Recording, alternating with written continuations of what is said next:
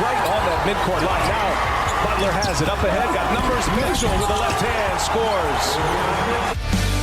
Welcome to SicEm365 Radio. Here is Howard, and it is intercepted. J.T. Woods rips it off for Baylor. Inside the 10 and a first and goal for the Bears on our first turnover. SicEm365 Radio is presented by IdealMRI.com. High-quality MRIs for $497 or less. IdealMRI.com. Your health is important, so is your budget. Another shot fake. And the drive and the layup. And one for Jared Butler. The 3 o'clock hour is sponsored by Waco Custom Marketplace. Meats, sweets, Texas treats, and a cut above the rest. 425 Lake Air Drive, Waco. Prescott trying to take advantage. Going deep. Cooper. Oh! One-hander!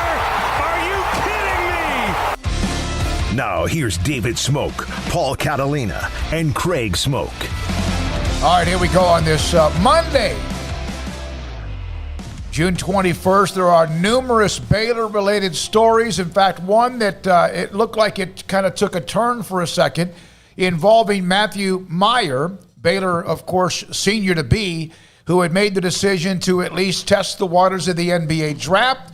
Word came down from a report on ESPN that he had decided to withdraw his name from the draft. So I contacted Baylor about a possibility of Matthew Maile joining our show today and was told no, that Matthew hadn't made that decision, was still going to work out with NBA teams, and then received a text that, in fact, after talking with his agent, he will, in fact, withdraw his name and will come back for another year at Baylor. That's like landing not a five-star prospect, just like you're landing a guy who's an All-American type player if everything works out. And so that's one story. Baylor football had a hell of a weekend, including earlier today, George Maile, big offensive lineman from Utah, Bingham High School. He'll join us in a moment. He commits to Baylor. So much to get to, including a wild final round in the U.S. Open. Great news for Baylor track and field, among others. Man, what a weekend, huh? Yeah, it was a wild weekend in sports all over the board. The U.S. Open yesterday was really, really interesting and good, and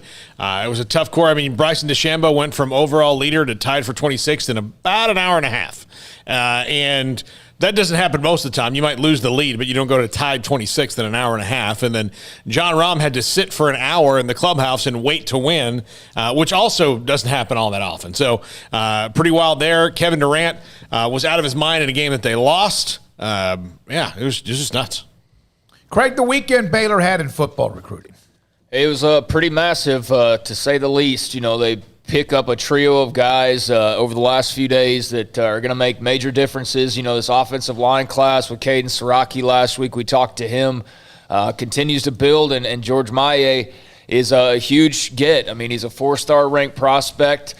Trey Emery, a couple days before that, was a four-star type of guy as well, and also Jordan Neighbors, the wide receiver, another four-star ranked player. So they're not only getting guys, but they're getting guys who are ranked pretty well, and that hasn't been the case around Waco for a while now. There might be, a player, amongst a handful of guys that they get who's even flirting with four-star status, but they're starting to get in on guys who are solidified at that spot. So I think that's a positive sign. You've got the class well over halfway done now at this point, and you are loaded up on offensive linemen. You've got 5 of those guys now, and Maile might be the best of the bunch. We'll see, but massive recruiting weekend for them, and expected that they could get 1 or 2 guys, but certainly didn't expect them to get Maile and Neighbors and Emery right before that as well. So they're in a good little groove right now. By the way, George Maile, his alma mater, Bingham High School in Utah, created a guy named Dalton Schultz. Tight end for the Cowboys, went to school there. There's 5 players in the NFL, 2 of them drafted recently from USC and Brigham Young to play in the National Football League. He'll join us here momentarily. Former Baylor wide receiver. He played in the NFL for a nice little amount of time, and Derrius Thompson. Also, Melissa Jones, one of the favorite players ever in Lady Bears history at 4:30. Jordan Neighbors, Craig brought him up. I talked to Mike Spradlin, his high school coach. He'll join us at 5:35, and what a weekend it was. Trayvon Bromell won the U.S. Olympic Trials 100 And Will London qualifies for the U.S. Olympic team as well. So both of them will head to Tokyo, Japan. And Clyde Hart, the legendary and Hall of Fame former Baylor track coach, will join us today a little bit around 5 o'clock. He's just, in fact, flew in from Eugene. I spoke with Will London's father. They were about to head back. He goes, I can't wait. He and his wife couldn't wait to get back home. They've been on the road for quite some time. Melvin Hunt, assistant coach of the Atlanta Hawks, they're headed to the Eastern Conference Finals after winning in their game last night with Philadelphia. How about the game between Brooklyn and Milwaukee? Giannis and Durant going at each other. Middleton, of course, a part of that for the Bucks as well. A lot of things that happened over the weekend. But again, Matthew Maile has withdrawn his name from the NBA draft. That's not a surprise, but we didn't always know with him. And there's a good chance that he might have been drafted at some point in the second round, but he is on his way back. I'm sure you'll probably see him post something sometime soon on social media, and maybe we get a chance to visit with him later in the week.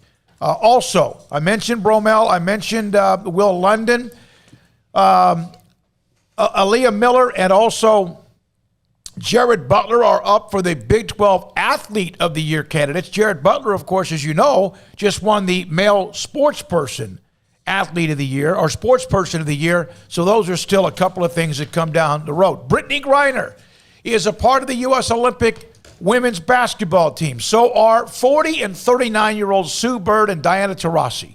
They keep going as the U.S. Olympic women's team will have Brittany Griner, former Baylor star. Is that her first time? Maybe. I don't know. She stopped her last year with Baylor was at 12, right? 12 year they lost to Louisville. I'm not sure. I don't think she was in 2016. I don't know. No, but also, and that would have been Rio de Janeiro. Also, the Supreme Court today. It's maybe looks worse, but it's not good news for the NCAA. But Paul, they came down with a 9-0 shutout vote against the NCAA when it comes to compensation of student athletes when it comes to what they are allowed to get. But this doesn't mean you just give them $50, $1,000 cash. You don't give them a Lamborghini.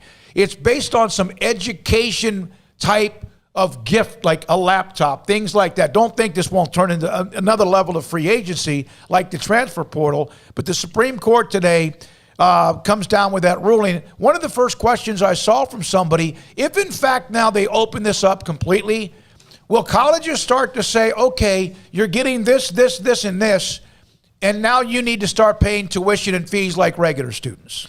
I mean, that's certainly a possibility that they would get rid of the scholarships, although I don't think for basketball and football they'll do that because that's the hook to get somebody there. But I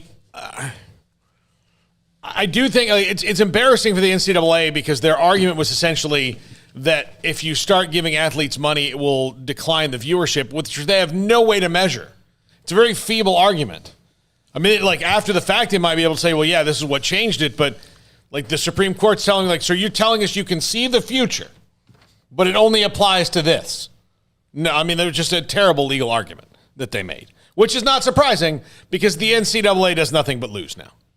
I saw somebody relate this, Craig, that you commit a crime on TV and live, and then you explain what you were doing, what your intentions were, and why you did it, and then try to defend yourself. That's kind of what they were telling, how the NCAA has tried to fight off a lot of this with various things about what is or what isn't going to happen. I saw this note. What are your thoughts about it? Anything in particular that popped out from you? This doesn't mean that tomorrow you can pay a player $100,000. That doesn't mean some aren't doing that anyway. But it is another step in the direction of barring the NCAA from just completely having, okay, you cannot earn money. Well, Brittany Griner played in Rio in 2016 to answer that question. And on the NCAA stuff, I mean, this is no surprise. We knew this was coming. And I see a lot of people celebrating as though this means that Alabama is just going to blatantly, openly offer guys $10,000 to come play football. That's not what this says. A lot of people just looking at a headline. This says education related. And now it's up to, well, it's going to probably be on the government because the NCAA does nothing at all. But they will decide, or the next steps are to decide what that actually means. what is education-related opportunities, because it's not a sports car. It's not a Nike deal. It's not anything to do with, your brand or anything like that. Education-related opportunities would be education-related. So they have to define that. What does that mean? And that's now, I guess, part of the next step is that being defined so that schools know what can and cannot, be paid for, so to speak. But, I mean, this isn't, like I said, any surprise. We knew this was coming. We've been talking about it for years now, and there was no feasible path for the NCAA to get around this because they have no argument. There is no argument to be made that they were not basically taking advantage of the system in making billions of dollars and, yes, paying for scholarships and doing that, but that's such a small slice of the actual puzzle. Now, I don't think that means that every athlete needs to get a share of the overall revenue or anything like that. But I do think that there is some compensation that can be allowed that hasn't been before, and that's the direction we're going now. Yeah, and I wonder this. Okay, it's kind of strange to me that they have never won this before, though. The NCAA or the Supreme Court has turned that thing down 8 times prior to this vote. This is the first time. Now it's turned in a way that they have to do something about it.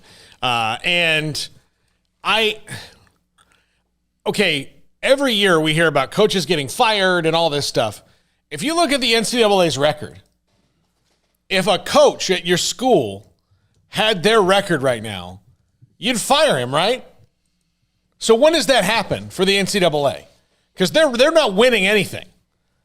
They've lost everything that's come ahead. They reacted so late, and they did it in a Methuselah-like manner, wading through what they thought would always be tied up in the legal system, and they're not ready for this. And in a lot of ways, without all due respect to the newspaper business, when they were fighting the online, fighting internet, fighting websites, some have been ahead of the curve and some have not. Some have, of course, have struggled with that as well. Kavitha Davidson, who's sports and culture writer for The Athletic, said college athletes will now be able to receive compensation, as Craig mentioned, education-related expenses, laptops, postgraduate scholarships.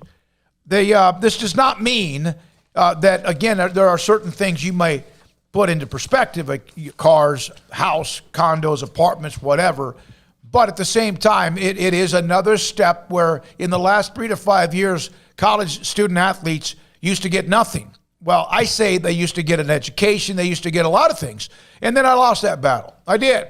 And now they're getting name, image, and likeness about to happen. Now this is about to happen. Not to mention they're getting stipends. Stipends that weren't even, I don't think, were around very often. Well, full cost of attendance. Yeah. So a lot of those things as well. Lots of thousands of dollars in clothing, thousands and thousands of dollars in travel, thousands of dollars in travel for family members now.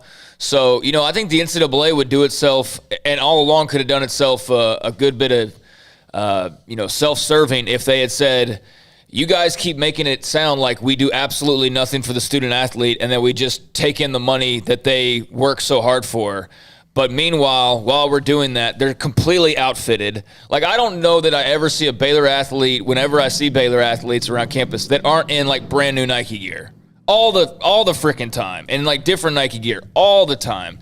They're going to class. That's already paid for, while the guys that sit next to them are paying tens of thousands of dollars, especially at an institution like Baylor.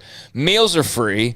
Boarding is free. Travel is free. Gear is free. Education is free. It's not like they're the little sisters of the poor. I mean, I know that this is more about, though, and this is what the NCAA should probably explain, is it's more about their personal lives. It's not even so much about them as the athlete, so to speak. They're getting this attention because they are the athlete, but education-wise, outside of giving these guys $10,000 checks after every game or at the end of the season or whatever, I'm very interested to see what all these extra benefits are going to be outside of just a name, image, likeness thing, because that's not going to apply to every athlete. I am not going, as a business owner, to waste my money on the fullback, unless he's just got a big personality. So it's not like everybody's going to be raking in commercials and doing all of that. And I don't even know how big that's even going to get to really begin with. So I think the NCAA just sat on its hands like it always does. It's a joke of an organization. And they actually, they could have made those arguments and it wouldn't have completely wiped this out, but at least put up a fight and say, it ain't like these kids are just coming here with rags on their backs and leaving with rags on their backs. They're leaving with thousands of dollars in merchandise, travel, experiences, and education. So I don't feel like that point's ever made whatsoever. I agree. I do think that the argument used to be like, get off my lawn, the old man get off my lawn, is that they do get an education. They do get a free this and that. And then you just eventually you drown in that. Bottom line is that they now get quite a bit. They've earned that because the NCAA is earning billions of dollars.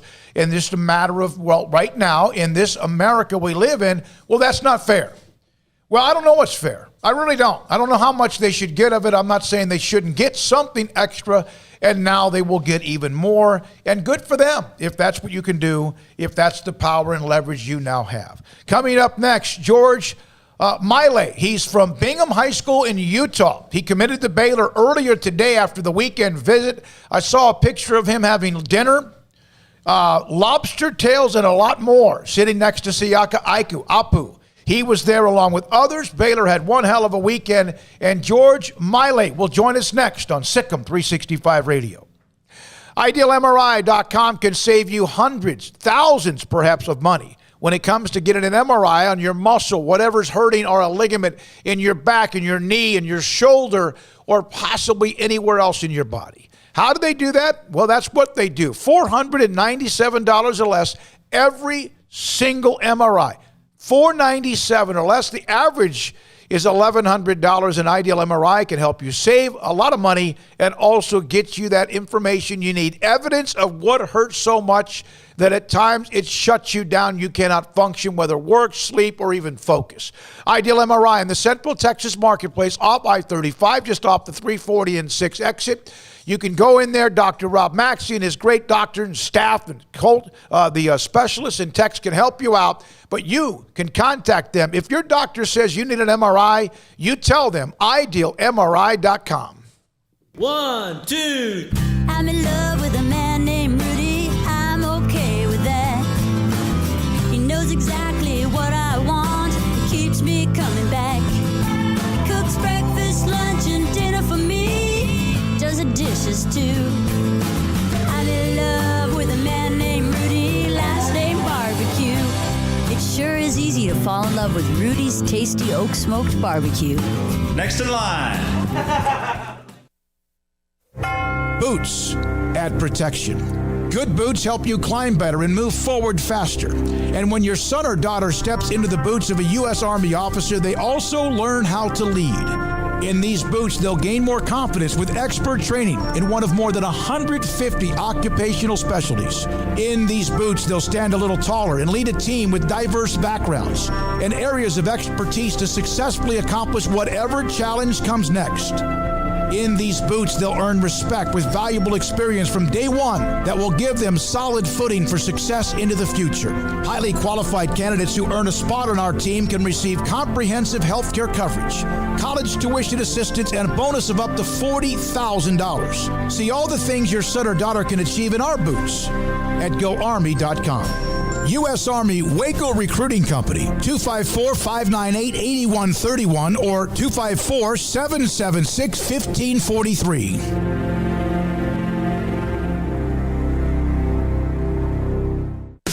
The 4th of July sales event is going on at Allen Samuels with the 2021 Jeep Renegade Latitude and values up to $3,750 or 1.9% for 72 months plus $500 bonus cash. And the 2021 Jeep Gladiator Overland with values up to $1,500 or 3.9% for 72 months. Allen Samuels, located at 201 West Loop 340, online at allensamuelsdcj.com. Come by. Let's be friends. With more than 160,000 alumni worldwide and counting, the Baylor family is growing. And through the university's expanded Baylor alumni program, the family is growing closer. With hundreds of local volunteers planning events in cities and towns around the country, you can gather with fellow Bears no matter where you are. So, get connected, get something started, get involved, and make plans to get together with Baylor alumni. Visit us at baylor.edu/alumni. Waco Regional Tennis and Fitness was built to help give you a chance to enjoy elite tennis facilities and also remain fit or reshape your body. Now Waco Regional Tennis and Fitness has gone through its own physical changes. There are 7 large flat screens stretched across the main and improved weight room with Wi-Fi available and their own app to enjoy news, business, weather, or sports channels. The beautiful sound of active treadmills and elliptical machines, group exercise classes throughout each day, a new ballet bar for bar classes, a new look lounge and bar with beer and wine with more large flat screens available, touchless water fountains outside each spacious men's and women's locker rooms, showers, sauna, and whirlpool, upgraded PA system throughout the world-class tennis courts, and lessons for adults and juniors. I promise you'll look and feel better. You just need to walk through the front door. Also, Waco Regional Tennis and Fitness with personal trainers Christy London and Randall Corley. 40-plus group exercise classes, including twice-a-week boot camp. So start today, not tomorrow, at Waco Regional Tennis and Fitness on Lakeshore Drive in Waco.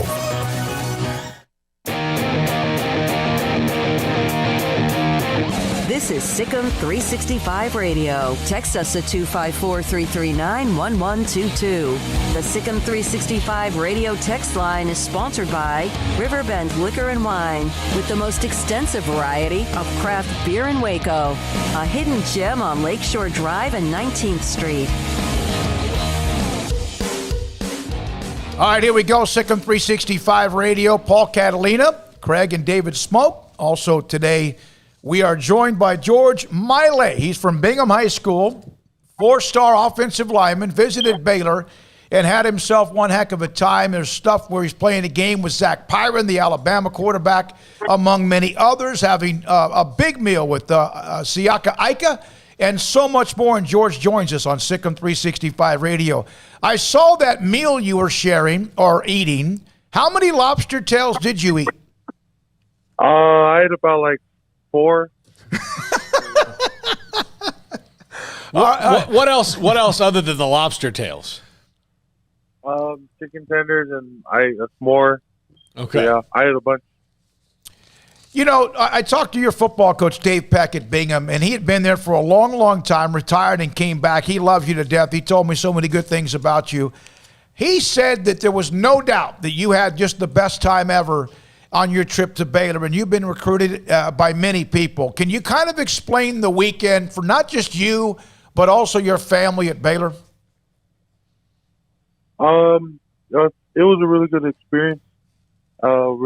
I loved everything about Baylor. They got a top business program, and that's what I'm going to study in, major in. I really want to play in Coach Mateos and Coach Grimes' offense. I think I feel well. I fit good in their schemes. And I had an unbelievable time. George, were they recruiting you, Coach Grimes and Mateos? Were you on their radar when they were at Brigham Young?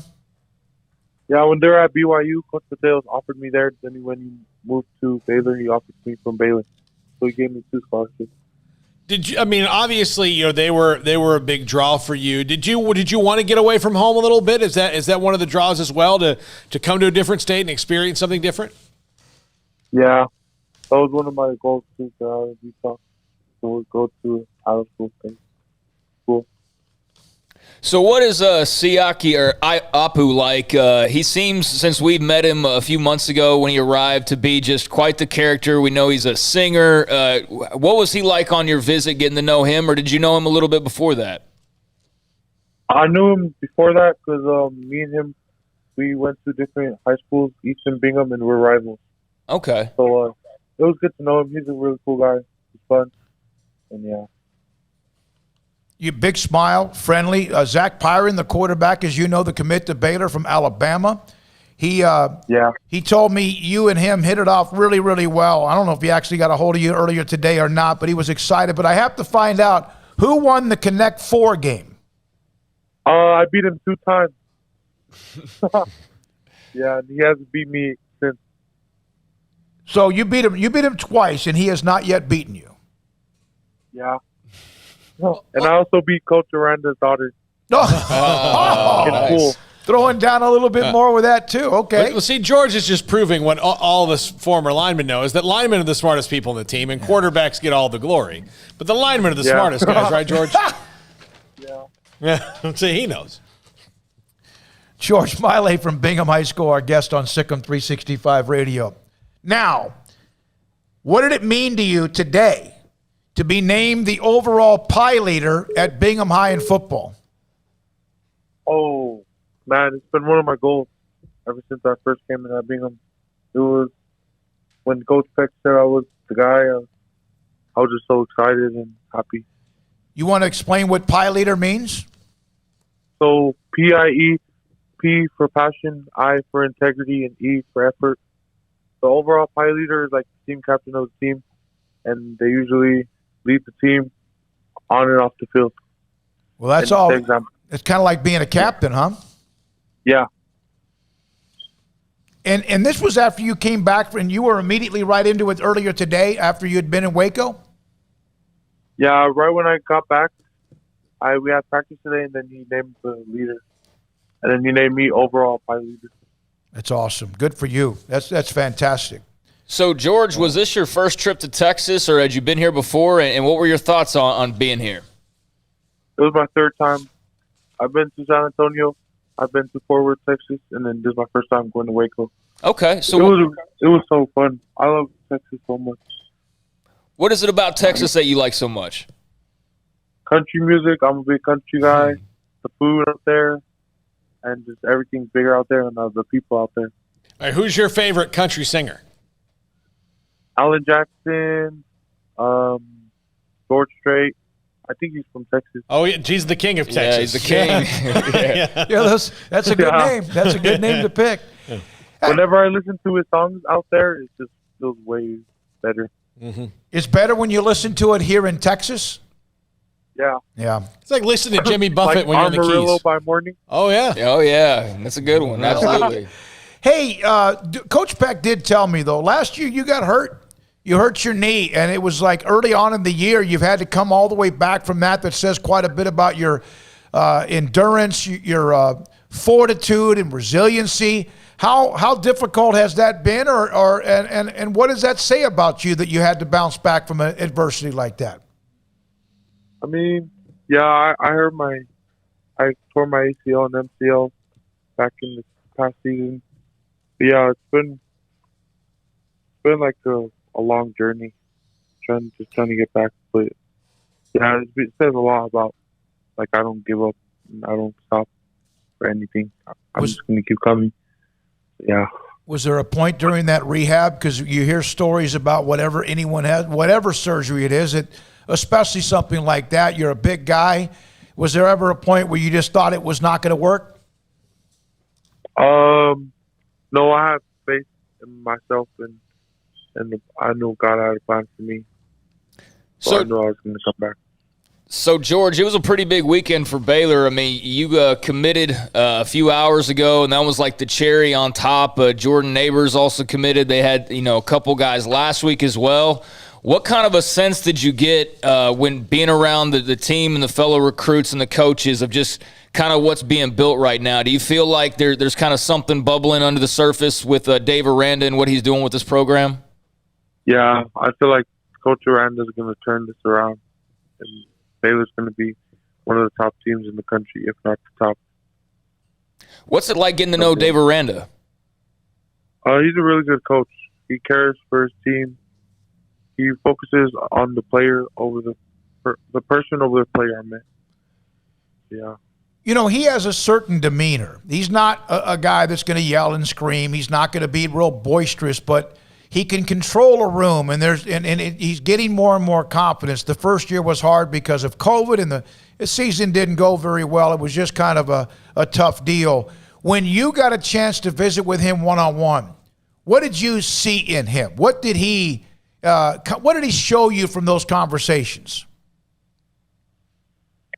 I feel like he showed me like a lot about his values, like how much he's gonna develop me as a person and a player too.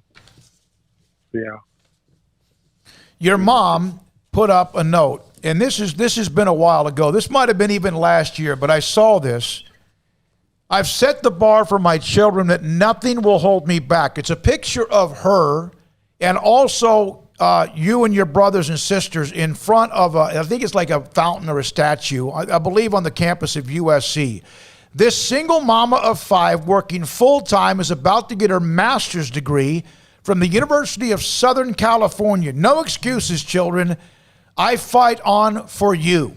She has her master's. She graduated. She got her master's at USC. What is your mother and what she's represented? What is that? Can you try to give me an idea of what she means to you in the family? Yeah, my mom means a lot to me. She was always there. She's a hard worker. I think that's where I get most of my hard work from. Her and my dad. She's a really good example for all of us. And I'm just trying to follow it. So, yeah. The Max Preps website that covers high school sports and many others, the top 10 teams ranked in America, high school football in the last, I guess it was since 2010. Do you know where Bingham is in that list? No. They're among the top 10. Among the top 10 around America as far as being ranked. So you play for a program, Dalton Schultz, who's a tight end for the Cowboys, and there's many others now, a handful of players in the NFL. What is the standard to play for Coach Peck and also play at Bingham High? The standard is what Coach Peck always says. We try to hold ourselves accountable on and off the field, follow the coach's rules, and work hard, and always win state. So, yeah. Your older brother's at Utah State, right, Bo? Yeah. How much did you learn from him? I learned a lot. We always go one-on-one against each other. So, yeah, we would practice against each other.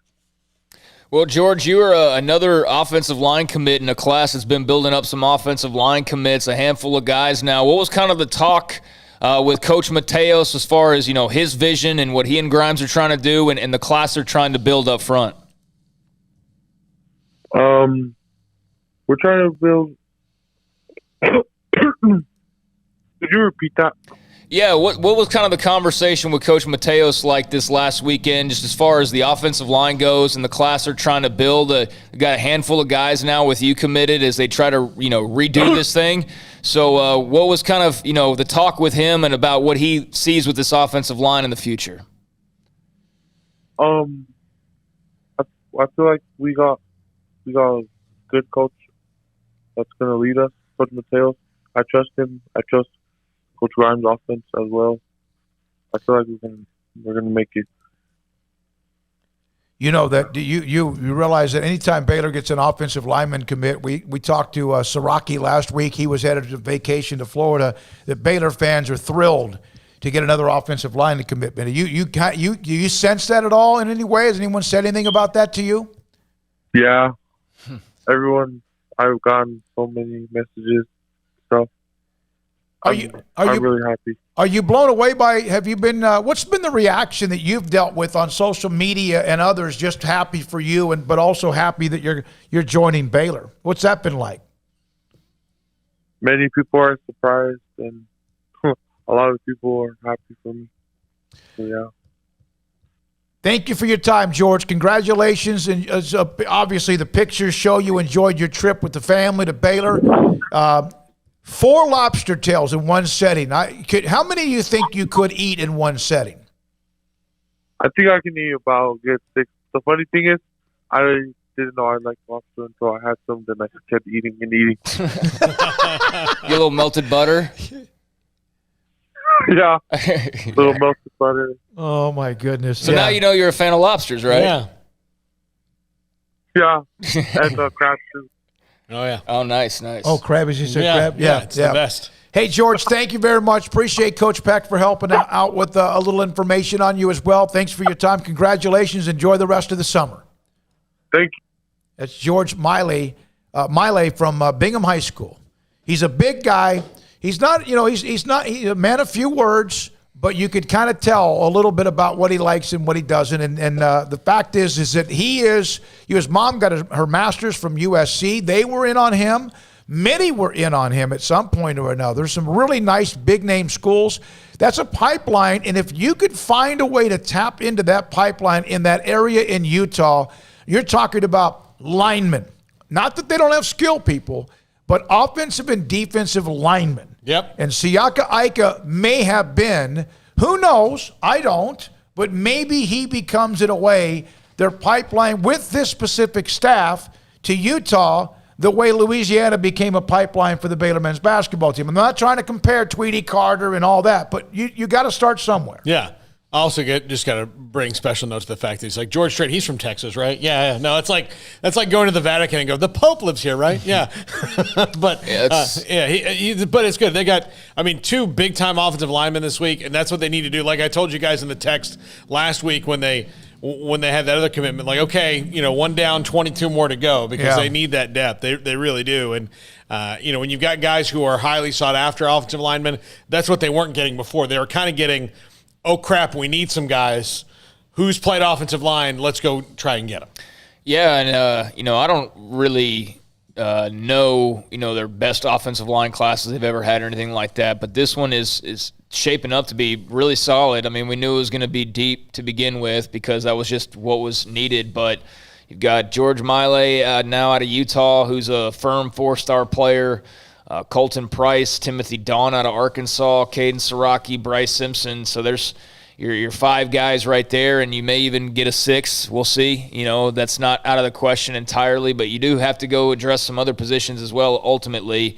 But you've got your quarterback. You've got a running back that was on campus this past week in Richard Reese. You picked up a wide receiver where you had been kind of quiet there previously, so now you got your first wideout in the group. You've already addressed tight end, so yeah, it's shaping up, and it should. We're halfway through the recruiting cycle, so you should be about halfway through your class or more, and they are now. And I like what I'm seeing. It's shaped up really well. Certainly not expecting a commitment from Maile. Now, the big thing is I see all these tweets about, and they're very in-the-moment tweets about, well, Baylor's got the top 15 recruiting class now. And look, that is something to be excited about, and that is something that does not happen very often. But that is also something that's a product of other schools not having a bunch of commits right now, or just not having their push towards the end where they flip a bunch of guys and then jump up 25 spots, So still a ways to go. But the positive of that is that, it might not hang around in the top 15 or the top 20, but it has the potential to. And they haven't had a class anytime recently outside of maybe one in the last 5 years that's had even that type of potential. So it's really shaping up nicely. I think this staff is showing how adept they are at recruiting, and that this is a strong suit of theirs. That's why you got a George Maile to commit. Now, you got to hold on to him. That's the thing, too, is you got to hold on to him. And, that's why, it's cool that they're top 13 now, or they could be here. It doesn't matter to these guys sign, ultimately. So good to get their commitments, though, and that's what you got to get first, and then you just keep working them and hopefully get their signatures. Reality is you want to have a class that at least is putting up some whatever list or stars, whatever. Bottom line is, can they play?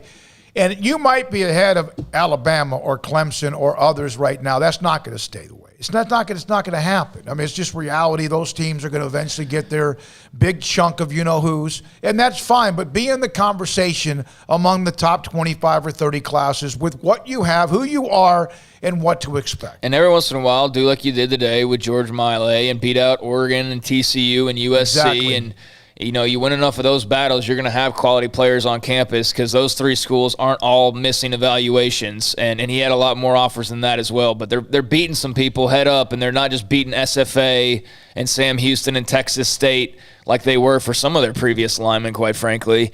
That's a good sign. It's a really healthy sign, and I like the groove that this staff is in with recruiting right now. When we come back, a couple of notes on the NBA playoffs, a couple of notes as well on the U.S. Open. What a weird ending. What a dynamic ending for Jon Rahm. You don't birdie 17 and 18. You usually don't win the U.S. Open. You let everyone else around you collapse. Well, there was some of that as well.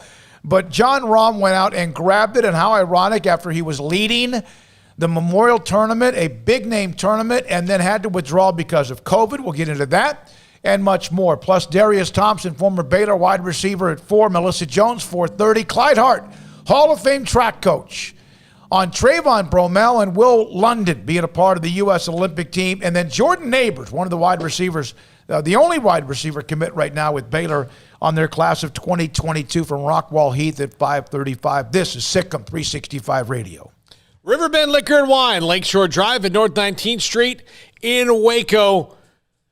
When I talk about customer service all the time with them, I'm not kidding. You go in there and you ask for something, and they know exactly where it's sitting on the aisle, like top shelf, bottom shelf. Take 2 steps back, turn around, and bend your knee, and you're going to be right there. And it's exactly how it is. The drive-through window, so fast. They've got great selections of spirits. They always have great selections of Balcones, whether it's the single barrel release that they had recently. They had the Texas Bach in for as long as it lasted, but that goes really fast. But they always get the best stuff from everywhere. Great selection of wine, great selection of spirits, and the best craft beer selection in Waco. Just walk into that fridge and wander around and find whatever your little heart desires. Steve Chapman always churning that roster of beers. Lakeshore Drive at North 19th Street. Find out more on Facebook and Instagram. From the first workout to the last practice, sports is an incredible and rewarding challenge. Hi, everyone. This is Dan Ingham with the First National Bank of Central Texas, and we're proud to support each athlete, every parent, and our educators. From families, small businesses, to the biggest industry, we're here to help. With remarkable products like mortgage lending, we've got banking ideas that fuel big dreams. The First National Bank of Central Texas. Familiar faces making local decisions. Member FDIC, Equal Housing Lender. At Marco's Pizza, get craveable pizza made the Italian way with dough made from scratch, an original sauce recipe, 3 fresh signature cheeses, and premium toppings you love, served hot and safe. Right now, you can get unlimited medium one-topping pizzas for just $6.99 each. Why stop at just one? Order with your app or at marcos.com for curbside, carryout, or delivery today. Marco's, pizza lovers get it.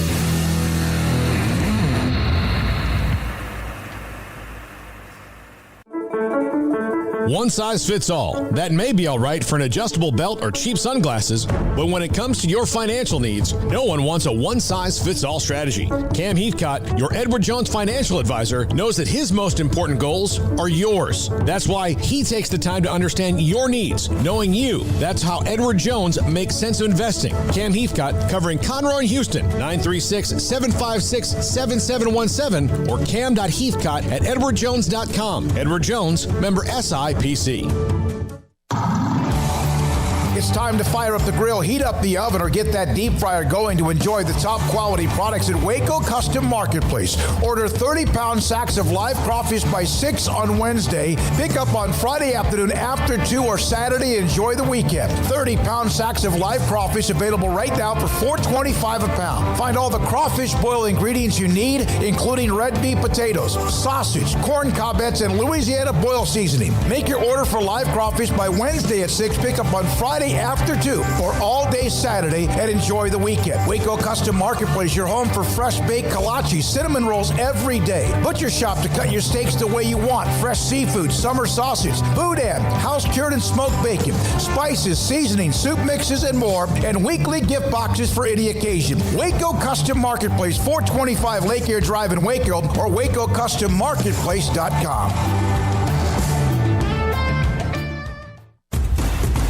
Hey, this is Bryce Petty, former starting quarterback and 2-time Big 12 champion, and I know firsthand the importance of being in top shape both on and off the field. So listen up, men. If you're feeling beat down day in and day out and looking for that high-performance edge that separates the men from the boys, then look no further than the Petty Clinic Low T in Waco. Petty Clinic is a comprehensive men's healthcare clinic with an atmosphere catering to men. Board-certified Dr. Kent Petty has a special interest in offering the highest quality medical care to men of all ages. Some of the services offered include screening and treatment for low testosterone or thyroid, infertility, high blood pressure, diabetes, high cholesterol, sleep apnea, while offering comprehensive wellness exams and complete men's health lab panels. High performance men, remember, it's not just a Petty thing. This is Bryce Petty, encouraging you to reach out and Google search Petty Clinic Low T or go to pettycliniclowt.com and get your complimentary lab screening today.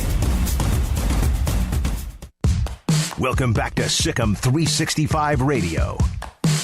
The SicEm365 Radio app is sponsored by Alan Samuels Dodge Chrysler Jeep Ram Fiat in Waco. Your friend in the car business at Loop 340 and east of 84. Come by. Let's be friends.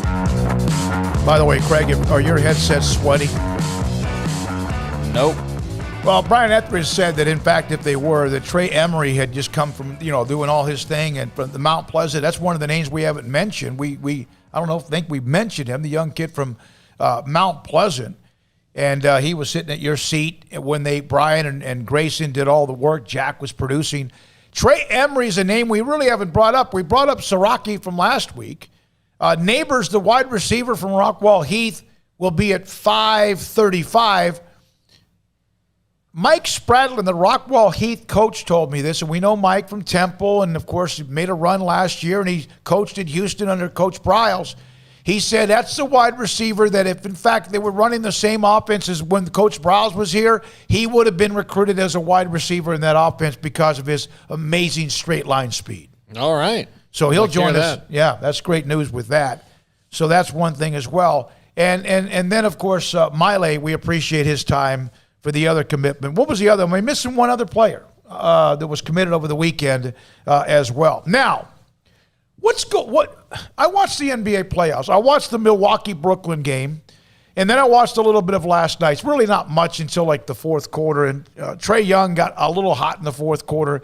What's the deal with Ben Simmons? Apparently he doesn't like to shoot in the fourth quarter. $30 million a year. He had a dunk right in front of him, and he passed it off to a teammate who got hit on the head, fouled, and hit one of two free throws. In 7 games. Is he 7 feet tall, 6'11"? Yeah, he took 3 shots in the fourth quarter. Yeah, I think he made them all, but, I mean, it's not. He even admitted, he goes, I ain't shoot well from the line this series. Offensively, I wasn't there. I didn't do enough for my teammates. You're making $30 million a year. Yeah. And he just kind of disappeared. And, man, that's how you can be a really good player, but if you start to disappear in the postseason, especially Harden's dealt with this a little bit, it can truly affect how a lot of people look at you. And, in fact, Doc Rivers said we got to get him. He and I need to get in the gym. Yeah, you know, he's just a guy who a lot of people feel like he's just there for the money, basically, that he doesn't really care because his game never seemingly, improves in some way. He just has a very lackadaisical attitude about, I guess being a pro basketball player that people are offended by and then therefore make judgments about him, which maybe are some valid, but according to his teammates, not all the way. Imagine that. Just assuming things about people is not always correct. But, yeah, I mean, it is tough to watch if you're a Sixers fan, because you want to scream at them like, why don't you care? Or, you wonder maybe. But, yeah, he had a really rough playoffs. Maybe Philly's not where he needs to be anymore. I think, maybe a new city would be in the best interest for him. But, he's a good player. Not all the way where you'd like him to be, obviously, and not the best playoff performance, but, they're in the finals. They're in the conference finals and going down to the wire, and he's still a talented guy who I think maybe if he just matches up with some other folks in another city would be better off in the long run. 25 years old next month. He's owed $140.4 million over the next 4 years. It's not his fault.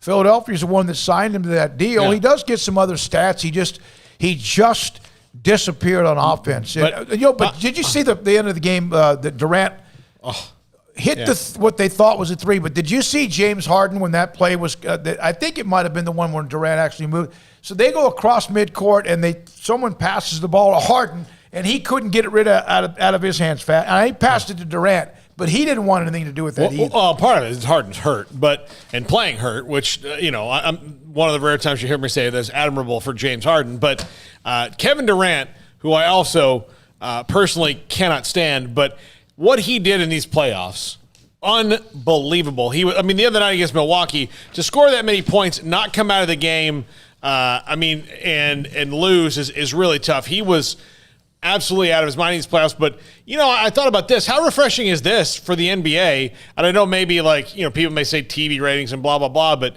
the Eastern Conference Finals are Atlanta and Milwaukee, and the Western Conference Finals are the Clippers and the Suns. Like, come on. It's nice to see different blood in these playoffs. So, yeah, it had gotten really boring for a while. It was like Golden State. And then it wasn't Golden State. You get like a year of the Raptors and then the Lakers, so it was like, okay, it's. It was like a decade of watching LeBron in the finals every year up until recently. I'm sure the ratings will suffer somewhat because you don't have, really any big stars. Kawhi is probably the biggest star, and Giannis, and then Trae Young are like the biggest stars, Devin Booker.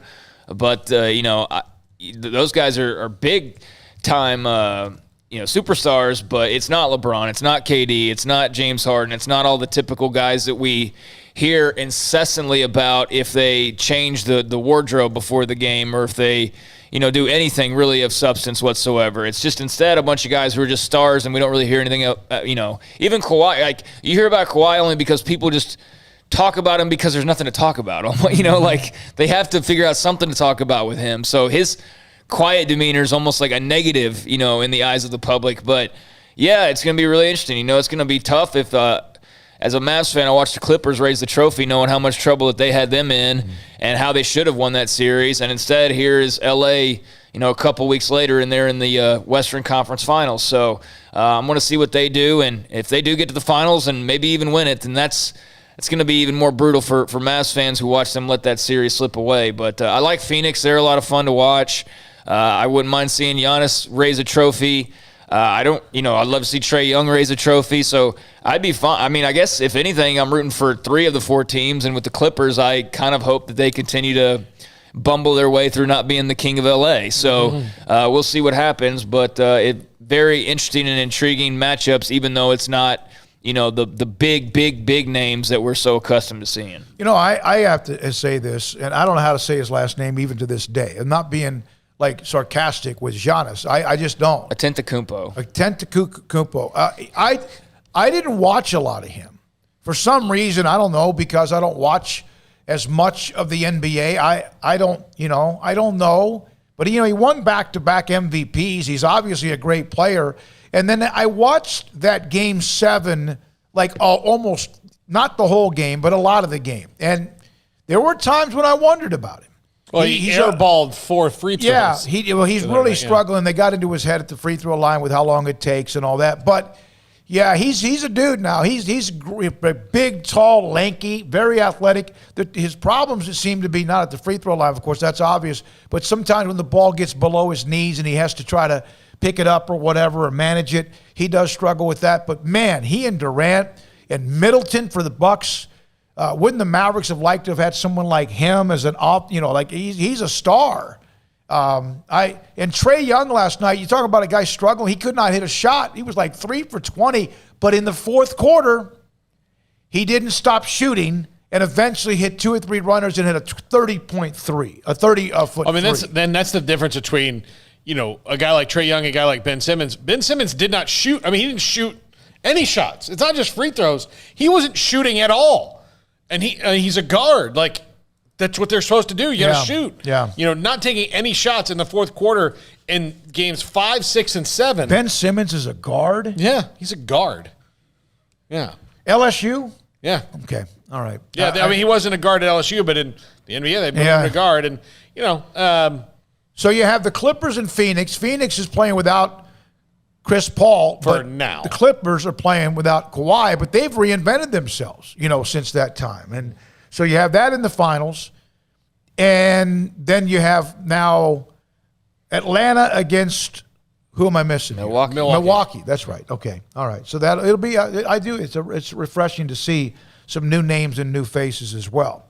Now, Armstrong is back. He's been gone for a couple of weeks on vacation.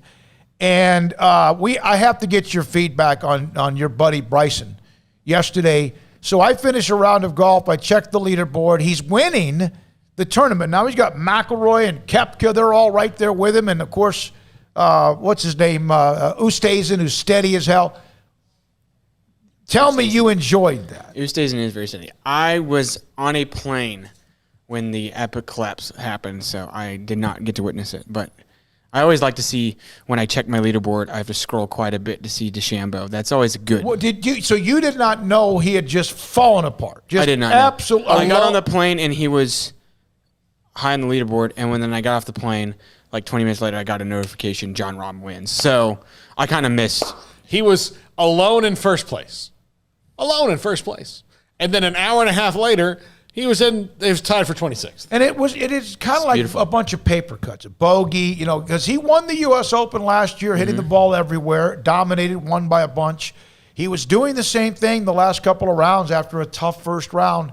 And then all of a sudden, the back nine, it wasn't because of pressure. Now, eventually, no matter who you are, that does get to you, especially when you bogey, then you double. And then he couldn't get it out of the junk. He could not. There was one par 5 where his third shot came up short out of the rough. His third shot. So he had an 8 ball on a par 4. So it was ugly. Koepka made a run. McIlroy made a run. Some of the bigger names. And I thought Oosthuizen was going to end up winning it because he's just so steady. He had a drive in 17 a little bit too far left, had to get a penalty stroke. But Jon Rahm hits a couple of snakes now. It's fantastic. Have you seen the highlight package of DeChambeau's collapse? I have not. I'm sure you'll watch that. Go dial it up. I'm sure you'll enjoy that. Yeah. Like a movie for you. After Friday night and Bland was getting all that FaceTime, I kind of felt bad for the guy because you knew all that pressure. Like this guy's. Well, he and Henley just disappeared. Gonna disappear, yeah. They just eventually just gobbles you up. And I told you this day, we talked on the phone.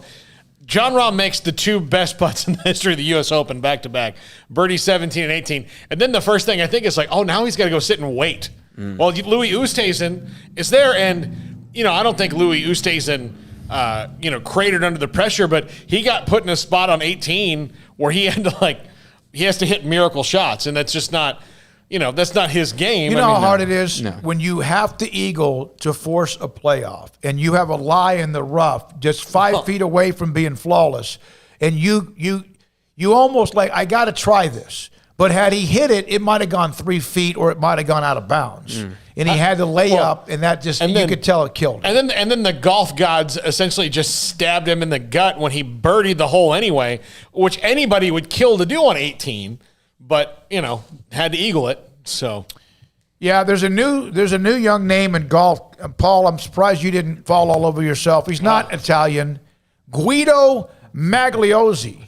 Here's the best part about Guido. When you click on Guido's picture on half of the on the ESPN leaderboard, there was no picture.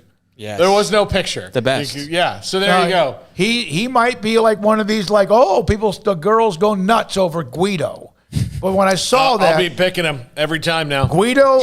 He's not Italian. How old is he? He is Italian. No, he's not. He's from Belgium, I think, Paul. I really do. I don't think he's from Italian. How old is Guido? No, he's Italian. Damn it. His name is Guido. Oh, I know what happened. The ethnic slur for us is that. He won the Belgian knockout. I thought that was his nickname, the Belgian knockout. The Belgian knockout. No. That's a good nickname, though. Could you imagine a guy named Guido Magliozzi and he was not Italian? Yeah. Is it Magliozzi? It's Migliozzi. It looks like Migliozzi. Migliozzi, yeah, same thing. But so a lot of the big names, but in the end, Jon Rahm with a couple of sliders, huh? I was just laughing at the Belgian knockout. Yeah, he's like one of those that he just fires it as far as he can. That was the U.S. Open. Torrey Pines. Mickelson ended up shooting 11 or 12 over, but said he thought the course was fabulous, in great shape. He's not always been a fan of the Torrey Pines when it's hosted a major championship. We'll have Derrius Thompson, former Baylor wide receiver, here momentarily. One other random note. The Yankees have turned 3 triple plays this season. 3. No team in baseball history has ever turned 4 in 1 year. Now, there's 80, 90 games left, and they won't get a 4th then. They have turned 3. In fact, yesterday, I think they turned a triple play to end the game. So they've already, and there's in the history of baseball, 3,330 team seasons, the Yankees are a triple play away from becoming the first one to ever have 4 in 1 season. There's about 10 or 11, 12 that have done 3 in a year. It's hard enough to... They hardly ever happen, triple plays. To have 3 Craig, you ever part of a triple play when you played? Not that I can remember.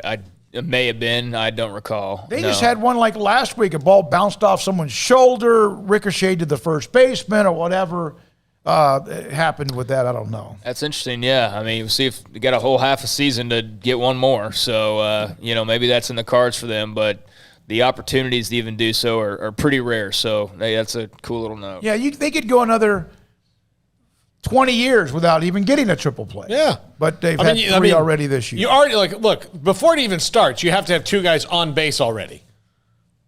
just waiting. So like, like so. That's such simple math. But yet you're right. But I mean, like you have to then not only that, like, and there can't be anybody out. Yeah, and there can't be anybody out. So that like the possibilities usually, in that situation. Not only that is triple plays usually happen when somebody does something dumb or some wild thing happens to where, the third baseman is standing in the right place at the right time on a line drive and everybody's kind of stuck and it just happens. And someone's taken off and they're too far down the base. It happens so incredibly fast. There's nothing you can do about it. But yeah, they're hard to do. And Armstrong, before we get to the break, we got this little train set on our studio in our studio now. A train set, yeah. The train set, is that even live?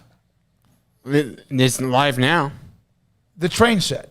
The train set. So what it is a slider. So the camera's just going. Can you go to that picture real quick? But that's what it is. Look, it's moving. It's moving. See, it just moves. It's a slow, subtle move. Oh, it is moving. It's kind of like an earthquake. Not to distract. Yeah, okay. An earthquake. That's going a lot faster than what it looks like here on the live camera, though. It seemed like it would be moving much faster than that. So we all have 1, 2, 3, 4, 5, 6 cameras are working, right? Is that right? 6? What's the max we've ever had? 7? I think 6. 6, okay.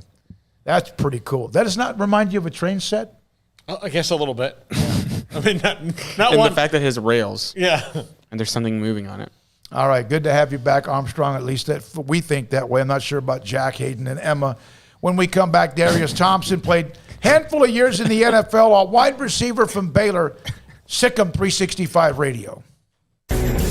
Travel is back. Hit the road with big savings during the summer savings event at Richard Carr. The road is waiting. Explore America again in the space, safety, and luxury of a Buick SUV. And during the Richard Carr summer savings event, current Buick or GMC owners get 16% off a new 2021 Buick Encore, 13% on Encore GX, 9% on midsize Buick Envision, or 13% on a full-size Buick Enclave. Summer travel is back at the summer savings event going on now at Richard Carr. At Richard Carr, we give you more.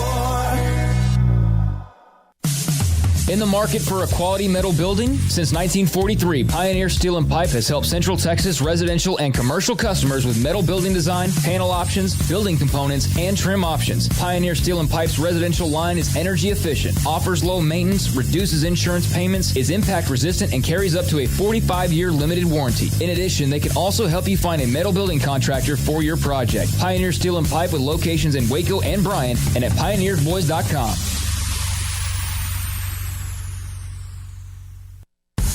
Texas Farm Bureau Insurance has protected fellow Texans with auto, home, health, and life insurance since 1952. With more than 260,000 square miles of land and 27 million people, that's a lot to cover. Whether you're wrangling cattle or wrangling kids, we're proud to protect Texans in all Texan ways of life. Stop by and see our agents at one of our 3 McLennan County locations. Coverage and discounts are subject to qualifications and policy terms and may vary by situation. Don's Humidor, your home with a 48-foot walk-in humidor with the elite cigar brands from around the world, including the #1 cigar of the year, Aging Room Cuatro Nicaragua. Plus, they have the great brands like Macanudo and Artur Fuente, Rocky Patel, Aston, and so much more. CBD, great for sore muscles, aches and pains, sleep, Vita Dreams, and anxiety, mild depression, general health and wellness. Their staff very knowledgeable on the subject. If anyone is curious about CBD, ask Carol and Ashley. Don's Humidor in the Townwest Shopping Center off Valley Mills in Waco.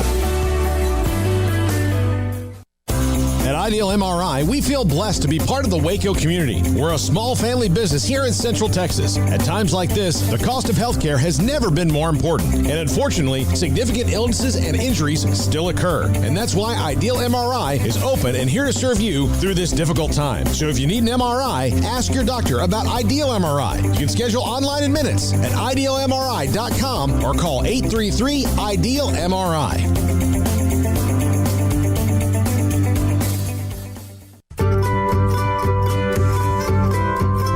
You want to know why Stonewood Dental is so successful? Listen to what happy customers have to say. Pleasant. It's different than any other dentist office. I really feel like they care. And it's not that you're here for 2 hours waiting on someone to take care of you. It's quick and easy, and I bring my kids, and my kids love being here too. They really love the treasure box. Staff is really nice and accommodating, real friendly. You feel more like home. It's not sterile looking. Everybody has their own personalized rooms with decorations and decor, and they'll even have a blanket for you when it's cold. I've recommended people to actually come here, and they are patients now. I really love it here. It feels like family. Learn more, stonewood-dental.com.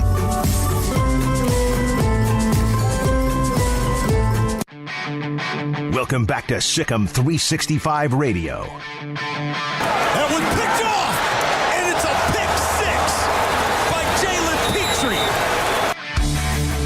The 4 o'clock hour is sponsored by Boozer's Jewelers, the wedding ring store, specializing in custom jewelry and repair, all in-house. Now here's David Smoak, Paul Catalina, and Craig Smoak. I put a thread up. It's been over a week where I mentioned former Baylor, whatever sport it might be, those who, and we've had a bunch of people on the show from various sports, and I said, hey, name a name that we perhaps have not overlooked on purpose, but just give us some suggestions. And Derrius Thompson's name came up 2 or 3 different times, and the former Baylor wide receiver joins us, Paul Catalina, David, and Craig Smoak on SicEm365 Radio. Derrius, how you been? I've been great. How you guys doing? We're doing really well. Now, you went to, was it SeaWorld late last week? Is that correct? Yeah. Family and I, we drove down to SeaWorld for a few days just to get away. We had a good time. It was, it was scorching hot, but, it was, other than that, we had a great time. Do you have to wear one of those big, like, hunter hats when you're going out, like something like that that's beaming down on you like the sun like that? I usually do, but I forgot it, in the midst of packing everything, with the boys. But other than that, I was fine. I've been coaching for a while, so I get used to it. It wasn't that bad out there. Derrius Thompson's our guest on SicEm365 Radio. Derrius, you were here in the last couple of years of the Southwest Conference. What did we miss from those days of the Southwest Conference that maybe the Big 12's lost a little bit? I feel like that is you had the rivalry, and you really knew the teams and the schools. Now it doesn't seem the same. Even though we had the A&M, Texas, and had the Rice. I feel like you really knew the teams and the schools. A lot of times you grew up playing against those guys and playing with those guys. It just now it seems a little bit more spread out, not as intimate as it was with the Southwest Conference.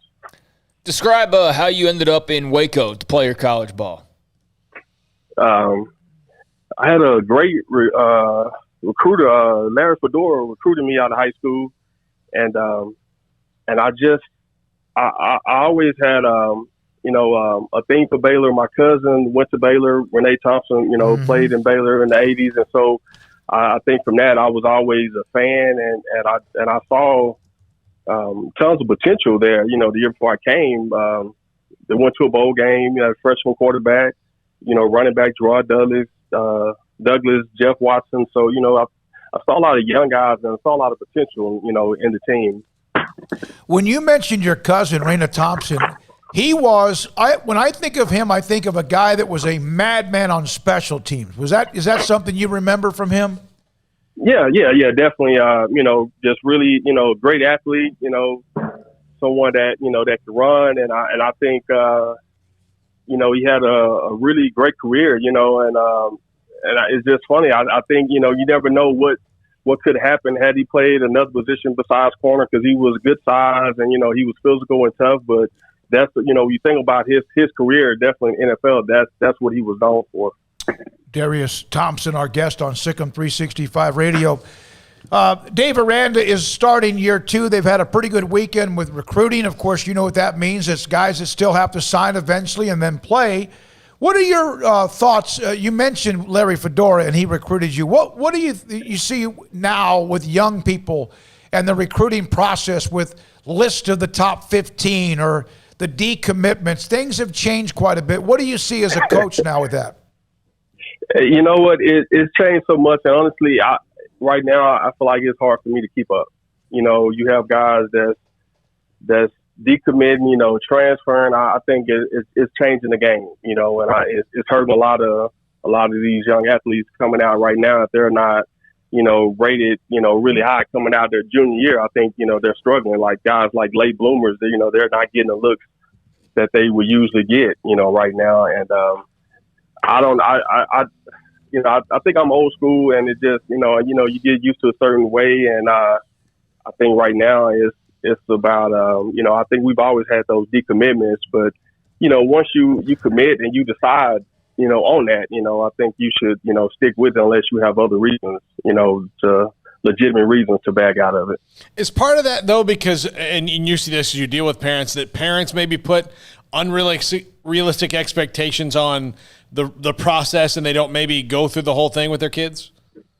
Yeah, I think so. And I think a lot of times they don't know. And, you know, and a lot of times, you know, the parents don't know. They listen to other outside influences and just don't get it, you know. And, you know, I see that, you know, I've been, you know, coaching and teaching at the middle school level, which I love. And, you know, and I see that there, you know, sometimes those parents may think, you know, that what position that their son is playing in middle school would affect high school, you know, which, you know, as you know, it doesn't. You never know what they'll grow into and what they'll be. So I think a lot of times it's not enough patience in the process, and just continue to work hard and let the chips fall where they may.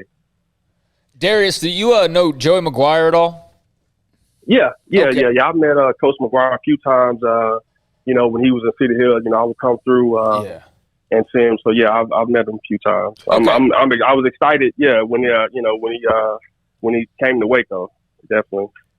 Yeah, I was just curious. I figured you probably had, because, you know, Cedar Hill alums are proud of that program for good reason. But, yeah, I mean, he's done an amazing job. And what is it about just, you know, seeing the Sean Bells, the Joey McGuires, the guys that kind of started to turn this corner? What did that mean to you, seeing, you know, Baylor at a low point a few years ago, and the fact that a lot of people came over to Waco to try and rebuild this thing? And what do you think of the job that they've done? Obviously, you know, it was great, you know, seeing that, you know, that low point there, especially, you know, my last 2 years, we were there, you know, and then seeing how they rose, you know, years later with Coach Browse and you know, then we hit a snag and you know, off a snag, and it looks like we're headed back in the right direction, you know, and I'm excited about it. You know, I think, you know, just driving, you know, back home, you know, seeing the campus and seeing the stadium, you know, there's excitement. You know, we won a national championship. You know, I'm still talking about that, and, you know, from our boys in basketball. I think we are there. We just have to stay the course. When you started your NFL career out of Baylor, you were with Washington for the first couple of years. You didn't get to play much. Then you started playing. You didn't get many targets, but then your fourth year exploded. 53 catches, 773 yards, and 4 touchdowns. You end up in Miami. What was the difference between years 3 and 4 in Washington for you? You know, each year was a growing process for me. You know, I think, you know, coming in my first year, I was, you know, extremely, you know, raw, but just learning how to play the game and honestly, you know, building confidence. You know, I think those last couple of years, you know, I think we went 2-9 at Baylor. You know, it was rough. You know, it can definitely, you know, it can, you know, mess with your psyche, and then, you know, being undrafted, and, you know, definitely, you know, you can kind of question some things. And so I think those first couple of years for me was just learning, you know, to practice and you know, be a professional and honing in on my craft. And then, you know, when I got my third year with Marty Schottenheimer, that group was great. You know, they really, you know, believed in me and started to say things like, you know, you could be a starter. You know, you should be a starter. You know, at times that I, you know, thought that, okay, maybe I can be a, you know, good special teams player, you know, throughout my career, you know, but those guys put that in my head, and I'm like, oh, you know, something I never really thought about. I'm like, oh, I can actually be a starter in the NFL. And so coming in that next year with Coach Spurrier, it really, you know, boosted my confidence, where I was able to come out and get the opportunity from Coach Spurrier. I feel like a lot of coaches don't give you that opportunity, because Spurrier brought a lot of his guys in, but I think he he put the best person out there. If you played, you worked. That's who played. That's who started. You were surprised he didn't become a better coach in the NFL? Yeah, I am. I was a big fan of him, and I think it's a lot of different factors with involved in that, and I believe definitely the NFL defenses are a lot more complex, especially at that time that he had really been involved with, on the college level, and in the talent level is different. You can get all the guys, and most talented guys. Like it's a different game. But I really feel like had he been given a true opportunity to really get some guys in and grow them, I think they could have been special there. Well, he was a little bit ahead of the time because the offense that he was running and brought from Florida. Now, I mean, the NFL, you see, Cliff Kingsbury and Sean McVay and all these guys are running offenses that are wide open like Spurrier's was. It just wasn't his time. And I don't know, you know this because you saw it, but I wondered if he liked being an NFL coach as much as he loves being a college coach. I don't know. I think I couldn't speak on that, but I definitely know that, it's different being an NFL coach, than a college coach. But in the NFL, you're dealing with grown men that have families and, and there's certain ways that you speak to them and they speak to you than on the college level, where, you may could be looked at as a father figure, a mentor. I think it's different. And, sometimes it's hard to coach a 30-year-old, 10-year vet the same as you would, an 18-year-old college student. Mm-hmm. You played for Gary Comer at Cedar Hill. I actually know him pretty well. He is on our website, SicEm365.com, Football Bob. He analyzes game tape and also kind of breaks it down when an opponent's coming up, and also breaks down what Baylor's done the week before when it comes to X's and O's. How much of an influence and I also play golf with him on occasion up at White Bluff at Lake Whitney. How much of an influence did Gary Comer have in your career at Cedar Hill? It was a great influence. I really, I always say that, my time at Cedar Hill was a great experience. I had good coaches. And I think, sometimes when you're in an environment, where you are treated in a certain way and, you respect it, but you coach hard and, you get to college, like, oh, it's an awakening, you hearing, different type of language, coaches coaching in a different type of way, saying certain things. But Coach Coleman was great. We had some solid teams there, and unfortunately, I feel like the year after I left, they had a really great team that, had the chance to really go far in the playoffs, but didn't make it. Yeah, now they like they spit out state championships or their threats to be a state champion almost every year. Yeah, definitely. Yeah, and then now it's just it's a culture. Mm-hmm. We definitely, Cedar Hill definitely has talent, but it's just a culture that a belief that what they expect, and it starts from middle school up, and it's just like there's no way to really explain it unless you're there and you see it and you're around it. Then like these are the expectations. This is how it's done, and everybody buys in. Speaking of culture, you brought up the basketball team a little bit earlier. Did you ever in your wildest dreams think that Baylor basketball would win a national championship? No, I didn't. And it was, especially, seeing the guys, I was there with Brian Skinner, he had a really good, NBA career, and it just, seeing how the boys team has grown over the years is amazing to me. And I was really excited. Not only did they win, but they dominated the game. I just feel like it wasn't close. It just seemed like they was on another level. Yeah, there was all that talk about the Gonzaga-Baylor game, all that talk, and when 10 minutes after the game started, it was already over. Yeah. It was incredible. Yeah, it was. So I heard that you were pretty damn good at blocking downfield. Where did that come from? Because that's a different mentality. Everyone looks at wide receivers because of what they do when they catch it or after they catch it. I mean, really, that's what the fans look at. But coaches and others who understand the game understand long runs. usually happen because somebody's hustling down the field. But where did that mentality, when did that fit into who you were? I think just growing up, watching the game, growing up, I was not a Cowboy fan, but I loved, Mike Irvin, and so I think just watching him play, and I always tried to, emulate certain things he did just as far as being physical and, and going out and wanting to, just kind of dominate your opponent, and so that's something that I just always wanted and tried to do. And so blocking was something that, I didn't have a problem with. And, they always say blocking is want to, it's about wanting to dominate and want to completely take your man out of the play. And so that I enjoyed that. I really did. And, during those times, we didn't throw the ball a lot anyway. So, we was running the ball quite often. So you needed to block as a receiver. When did William Cole play? Was it Harlan Hill or William Cole? I know Cole was a great quarterback at Cedar Hill. Who was the star when you were there, besides you? Harlan Hill was a running back. He was a year behind me. Yeah, he was really, really, really good. Yeah, I think he was a year behind me. I think Cole was a little bit later on back. That's one of the Joey McGuire teams as well. That was like 10 years later. Yeah, He was unbelievable. Now, here's a note from Coach Comer.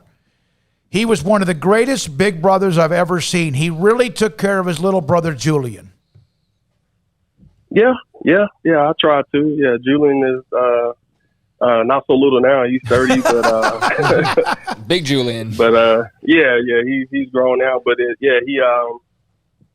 I'm 14 years older, so he was my freshman year. He was a baby, so he was born. So he was always around. But definitely, I always try to keep him around, keep him involved, and what we were doing, and sports wise, family wise, just I always try to keep up with him. What do you see in Dave Aranda? I don't know. I hopefully that this year that we can continue to grow. I think that's the thing. I think we need to be consistent. And what we're doing, and then I think you consistent and you continue to get better. Every week. We can't be up and down. I think that definitely will hurt the program. So I'm hopeful that we can get better this year and we can be consistent. And that's really what what I'm looking for. Then these guys continue to grow and we can get it back to where it was years ago. And you're still with you're with the Mansfield School District? Yes, I am. And tell everyone where you're at. Tell everyone what you're doing. You mentioned coaching. I'm the boys athletic coordinator at middle school, Howard Middle School in Mansfield, coaching football and track, and I'm really I'm enjoying it. I love to be able to still spend time with my family and still do something that I love. Working with kids and and coaching. I love the game, so I'm at a good place right now where, to me, the main thing was being able to have that time to spend with my family. That's awesome. Derrius, thanks for your time, man. Appreciate you being a part of the show. Okay, appreciate it. Derrius Thompson, former Baylor wide receiver, played with Washington his third and fourth year. Really got really good his fourth year with Washington, eventually with the Dolphins for a couple of years as well.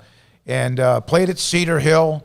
And, of course, they eventually became a monster with Joey McGuire, now Baylor linebackers coach, and what he did at Cedar Hill. Melissa Jones will join us in a couple of segments, former Baylor guard. She's up in Denver. That's where she's from, in that area. One of the most popular Baylor Lady Bear players ever, Jordan Neighbors, a Rockwall Heath wide receiver, at around 5:35 today as well. I saw this note. Now, I know we got a break. We'll come back with this. There was a story, and I think it was in theathletic.com, about what coaches learned during their COVID year about things that maybe they don't need anymore, or maybe not that, but they could do differently. And there was a couple of comments from Dave Aranda, who we may not talk to again until maybe Big 12 Media Days, but to come back with a couple of thoughts about what he said in this article. Not sure if you caught it. SicEm365 Radio. Richard Carr, Buick GMC Cadillac. They got great deals going on right now over at Richard Carr, as they always do. Of course, you can sign up to go over there and take a test drive, or they can bring the test drive to you. at Richard Carr's. They've got their summer savings event in full swing right now, and that means deals on all new and pre-owned cars that are on the lot. They've got travel back. Travel is back. A lot of people going back and forth, going to theme parks, going to visit relatives, whatever the case may be. Well, maybe in doing all that traveling, especially with the heat, you need a new car. You need something reliable. You need something that you're going to be confident in driving. So get back on the road with space, safety, and luxury. You can do that with a Buick. Right now, Buick SUVs are all priced to move. Current Buick or GMC owners get 16% off new 2021 Buick Encores, 13% on Encore GXs, 9% on Envisions, or 13% on full-size Buick Enclaves. And Richard Carr is also loaded with premium pre-owned cars and trucks. All pre-owned cars and trucks are priced to move during our summer savings event, with multiple cars and trucks priced under $230 a month for qualified buyers. And each pre-owned vehicle goes through a 172-point inspection before it hits the lot. With dozens of lenders, we say yes when others say no. 100% credit approval is always the goal. And Richard Carr is your local hometown dealership, so give them a chance to earn your business with great prices, free oil changes on new cars and trucks, and superior service after the sale. Come by and take a test drive, or let them bring the test drive to you. It's a summer savings event going on all month at Richard Carr. Boozers is the wedding ring store and more. If you're ready to get engaged or already married and want to upgrade your wife's ring for a special anniversary, Boozers is the place to go. With the largest selection of premier quality diamond engagement rings and wedding rings in Central Texas. They have 7 cases with over 300 styles of rings from top designers like Natalie Kay. Choose from yellow, white, or rose gold, plus beautiful top quality loose diamonds. With an in-house jeweler, they can also custom make anything you want. Bring in a picture or drawing and let Boozers create your one-of-a-kind pendant or ring. They can even use some of your old gold and diamond jewelry to create something new. At Boozers, you'll find a great selection of quality timepieces, and Boozers is the place for expert watch maintenance and repairs, too. They specialize in expert Rolex watch repair for fine jewelry, watches, custom work, and more. Go to Boozers on Valley Mills and Lake Air Drive in Waco. Boozers, the wedding ring store and more. Let Camille Johnson Realtors guide you seamlessly through the process of buying your dream home or selling your current one. Commercial, farm and ranch, or residential, Camille Johnson Realtors can smoothly and successfully lead you through any transaction. With a team of 28 experienced agents who are excited about serving you, Camille Johnson Realtors services the entire greater Waco area. If you're in the market to buy or sell, contact Camille Johnson Realtors, 104 Midway Center in Woodway, or find them online at www.camillejohnson.com. Camille Johnson Realtors, elegant, charming, warm. Welcome home. Southwest Sports Medicine and Orthopedics, the team physician of Baylor Athletics. Our doctors specialize in the diagnosis and treatment of any and all sports-related injuries. Celebrating over a decade of service in Central Texas, our doctors are equipped to handle a wide range of issues, whether it's your foot or ankle, orthopedic spine care, your hand or wrist, knee and shoulder pain, or if you're in need of our arthritis or total joint clinic. Come see us at the new Baylor Scott and White Ted and Sue Getterman Sports and Orthopedic Center. Trusted doctors at Baylor Trust, Southwest Sports Medicine and Orthopedics. Our goal is to get you back in the game. Riverbend Liquor and Wine has their easy-to-access drive-thru open and convenient and clean in-store location on the corner of Lakeshore Drive and North 19th Street in Waco. Riverbend Liquor has the best and most extensive variety of craft beer selections in Waco, and Balcones Whiskey, including single malt, pot still, baby blue, rye, brimstone, and the all-new lineage in stock. Riverbend Liquor and Wine, family-owned and operated, and a hidden gem in Waco on Lakeshore Drive and 19th Street. And find out more on Facebook and Instagram. One size fits all. That may be all right for an adjustable belt or cheap sunglasses, but when it comes to your financial needs, no one wants a one-size-fits-all strategy. Ben Erlinson, your Edward Jones financial advisor, knows that his most important goals are yours. That's why he takes the time to understand your needs, knowing you. That's how Edward Jones makes sense of investing. Ben Erlinson, 100 North 6th Street in Waco, 254-759-8533. Edward Jones, member SIPC. At Baylor University, students find their place to shine. They're faithful friends and inspirational leaders. They're championship teammates and independent thinkers. They're on the cutting edge of high tech and in the halls of history. If you want to make the world a brighter place, you can. And if you want to shine in your own way, you can. The spark you need is already inside you. Bring it to Baylor, where lights shine bright. Welcome back to SicEm365 Radio. Have you subscribed to our YouTube channel? Do it today by searching SicEm365 on YouTube. All right. Baylor women's basketball has had some All-Americans. They've had players who have been incredibly fan favorites, been both. Melissa Jones, perhaps in all of that time, as popular a player that's ever played for the Lady Bears, and she now joins us from Colorado on SicEm365 Radio. Did you ever? How you doing? It's a hell of I'm great, thanks. How are y'all doing? We're doing great. It's a hell of an intro. You gotta reach it now because, but it's true, Melissa. That did you ever feel? Did you ever realize how popular you were with Lady Bears fans when you were there? I don't know why. They must have been skewed by their imagination somehow. They've been more than sweet to me, and it should be reciprocated the opposite way. Melissa, though, it was your style of play, though. You were kind of a graceful wrecking ball at times. You weren't afraid to mix it up. You played hurt. You played with your eye. All of that stuff. Did you ever? I mean, is that the way you played when you were a little kid, where it was just like, I'm gonna get dirty? Absolutely. Well, that's what happens when you grow up with three older brothers, right? And I knew that I wasn't always going to be the most athletic, run the fastest, jump the highest, whatever it may be. But I bet there's nothing that you can do to out-compete me or to work the hardest. So that was always my mentality. Yeah. What did you call a graceful wrecking ball? Yeah, that's probably a graceful wrecking ball. Yeah. But you were not afraid to mix it up. You played along players that were generational. Obviously, Brittany Griner. You played along some others that were amazing as well. In the end, and I don't bring this up as a negative. You guys were obviously really, really good. Is there anything that you didn't get when you were there that you regret? There is nothing at all during my entire experience that I didn't receive or that I regret at all. I mean, it was just even the lows compared to the highs. All of it made a true experience for a college athlete. Couldn't have been more blessed.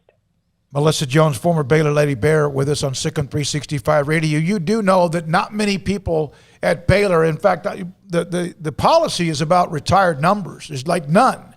But women's basketball does have some. What did it mean to you when you were told your number would be retired and put in the rafters at the Farrell Center?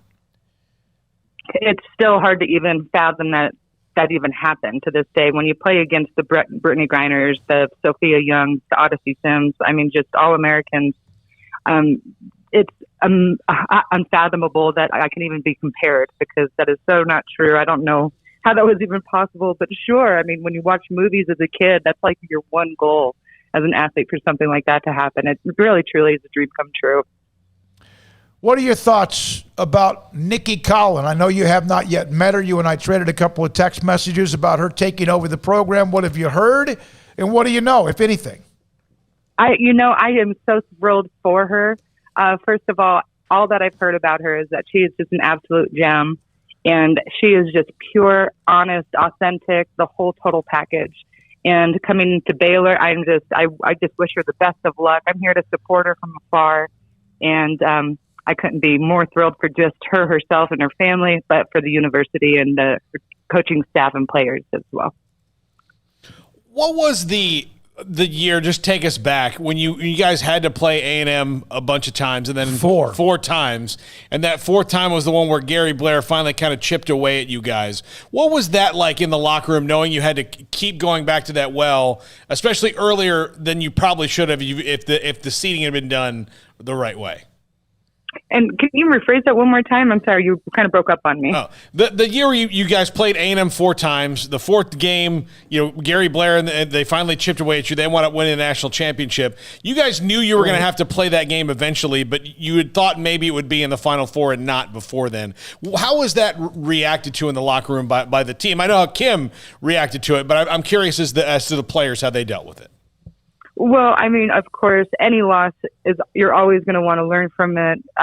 it just happened to be one of the most devastating losses. And I think we were all a bit bitter, just the fact that you've already played a team 3 times. Why are they even on the same side of the NCAA bracket, right? Mm-hmm. But we were trying to, I guess, you try to make excuses for it. But at the end of the day, like, it's the way we played, the way we performed. Did we really truly leave everything out on the floor, or were we timid? Did we just have that mindset like, oh, every now and then you're going to lose. You can't win 10 out of 10 games against an opponent. They win one every now. Like, I don't know.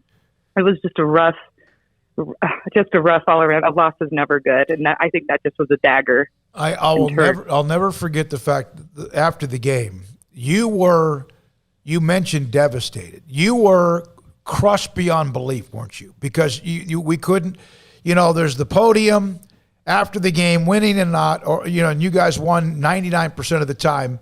But I remember when we tried to see if you could talk, and Julie Bennett, God bless her, she said no. Can you try to explain where you were at that moment? Well, when your college career comes to a standstill, or comes to an end, and dealing with my eye injury and knowing that I wasn't most likely going on to the next level, because obviously that played a huge part of how I performed on the floor. You worked your whole life. That's what you grew up as your dream as a little girl. Everything towards that in one game, in that instance, that it is all crushed. And now it's like, what do I do with my life? Like I was just lost. What do I do? It was just so confusing. It was hard to all take in at once, and it was just emotional. How did you How did you adjust so quickly to essentially playing with one eye? It was very difficult because it started off like I couldn't see out of it at all. Then it turned into like a fuzzy black, and then the bright lights would, cause headaches. So that's why I started wearing the sunglasses. And then it was like I could see a little bit more fuzzy black, if that makes sense. And then I could start seeing like figurines, but I still couldn't make out like who someone was. I could with like both eyes, but like if I just looked out of that eye, I could, just see figures. And like today, it's still not fully healed. It goes in and out, which is weird. It seems like at moments I'll have perfect vision, and then it fades away. So it's still not fully healed, and it's definitely been a depth perception issue. It's hard to drive at night still. It's definitely been a life adjustment. I kind of have I think I know here, but there was no way in hell you weren't going to play again. You missed, I think, the next game, and then you played well. But what would it have taken, like a shotgun to keep you off the basketball court? I don't think there's anything that could have kept me off that floor. And I know they were kind of pressing at the fact, like, is this something that we should be comfortable with? And I was determined. I was in the gym. I know our athletic trainer, Alex Olson, he was there rebounding for me, just helping me out nonstop, seeing how I was doing. Physically I was fine. It was just, how am I going to shoot free throws? How am I going to be able to, see the person I'm guarding in comparison to where the ball's at on the floor, stuff like that. But whatever it was going to take, you bet I was going to put the time in. Melissa, I know that you are an outdoors person like no other. That you are fishing, hunting, whatever. What's been the biggest outdoors event? Because again, COVID, we couldn't do much, but you can still get in the outdoors. What was the biggest outdoors adventure you've had in the last year or so? Oh, golly, put on the spot. I've gone fishing a few times. I've caught some pretty monster perch about the size of my palm. Wow. Unfortunately, I haven't had any great hunting or fishing experiences this past year. But I've been doing a lot of hiking, or I did there for a while, which is nice. But anything just to be outside. I'm not sure. Are you still with? Is it Ship Sherpa? I work with the owner of Ship Sherpa, Kermit Farmer. I'm working with a couple of things with him on the side. Okay. But then up here in Colorado, I'm working for Cabela's right now. Okay. So well, if the outdoor side of me is perfect, yeah. Yeah, I was going to say, my goodness, other than being maybe in Alaska or somewhere else. So if, in fact, you were offered to go on some sort of a hunting trip, where would you want to go, and what would be who you would want to maybe encounter as an animal? Yeah, a dream trip of mine is to go to New Zealand and shoot a red stag. I guess that's my all-time goal, hunting-wise. Paul, you ever seen? Show me a picture. Yeah, they're big. They're they're huge. Yeah. There you go, right there. That's good. Lord, look at the. That one's bigger by any standard. Look at this one right here. So.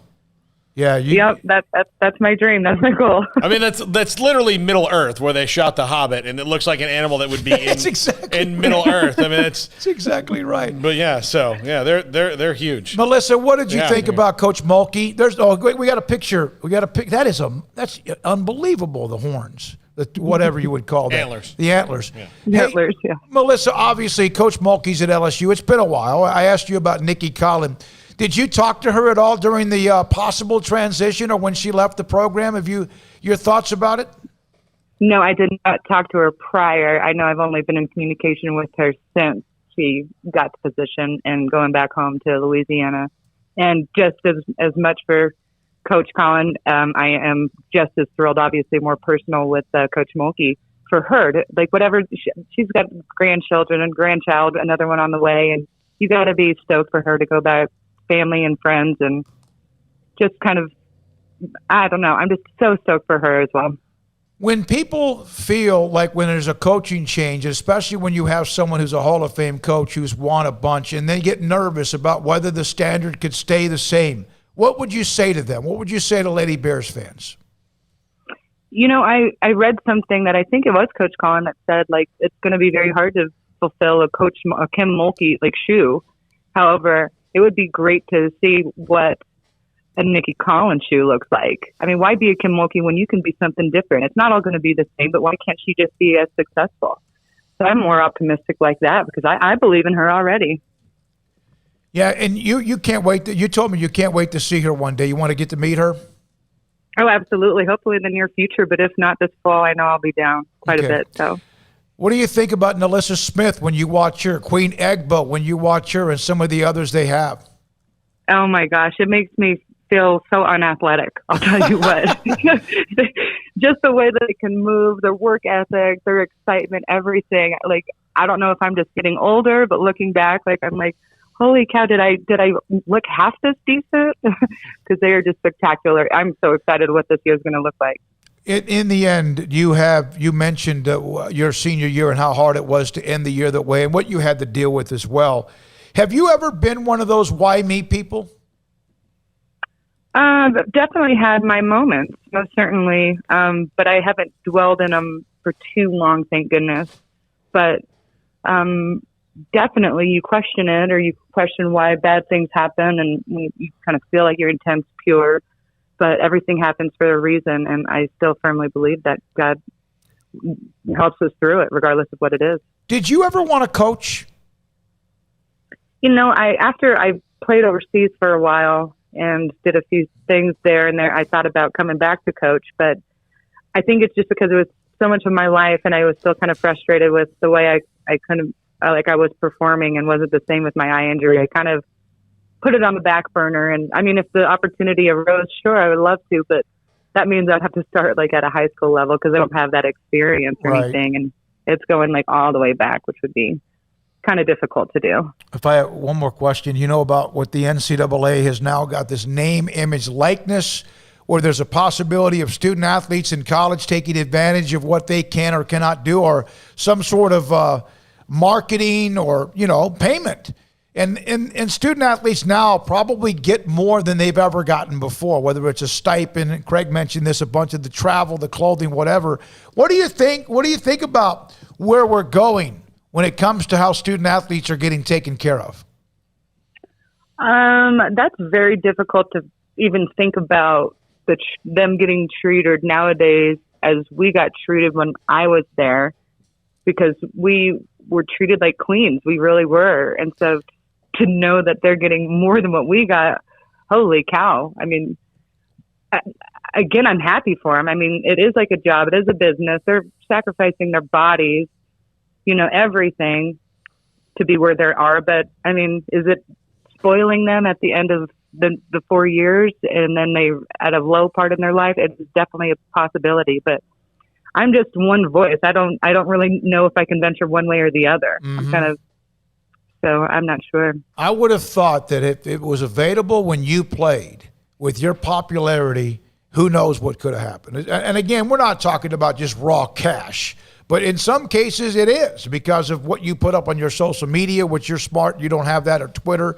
But someone with your popularity, who knows what the opportunities could have been. Golly, I don't even want to think about that. Life has gotten too complicated. Maybe I'm just getting older, but yeah.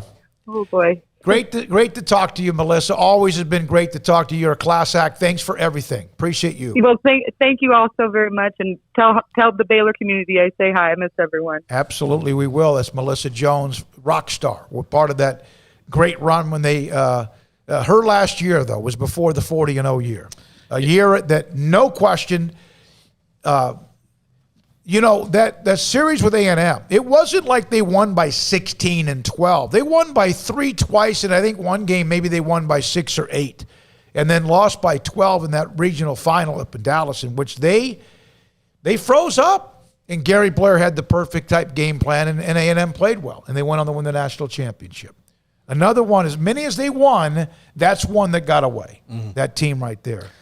One note on the Lady Bears, Lauren Cox, and I had seen this, but thanks to Matt for also getting our attention. Lauren Cox will play for Hatay BSB in Turkey as part of her first overseas season. So Lauren Cox, after the injury, getting back to normal herself, and of course a lot of WNBA players play both here for that season and then go overseas to make more money, and Lauren will be in Turkey, so congratulations to her on the trip over to Europe. I saw a note about Dee Richards is going to play overseas, which is not a surprise. Yeah, we talked about that last week. Oh, you did? We did, yeah. We did. You mentioned it. I never remembered if I said the name of the team, though. I think you did. Okay. Yeah, we talked about it. It's in Italy. What was it? Yeah, we're in Tuscany. Yeah, Tuscany. We had the whole conversation about Tuscany, and yeah. It's okay, buddy. Yeah. Very much. I don't remember everything, but I do remember that very clearly, talking about that. So, who brought it up? You did. You did. Yeah. It's not good. Oh, my God. No, Jack, no. Hayden, don't you even think about it.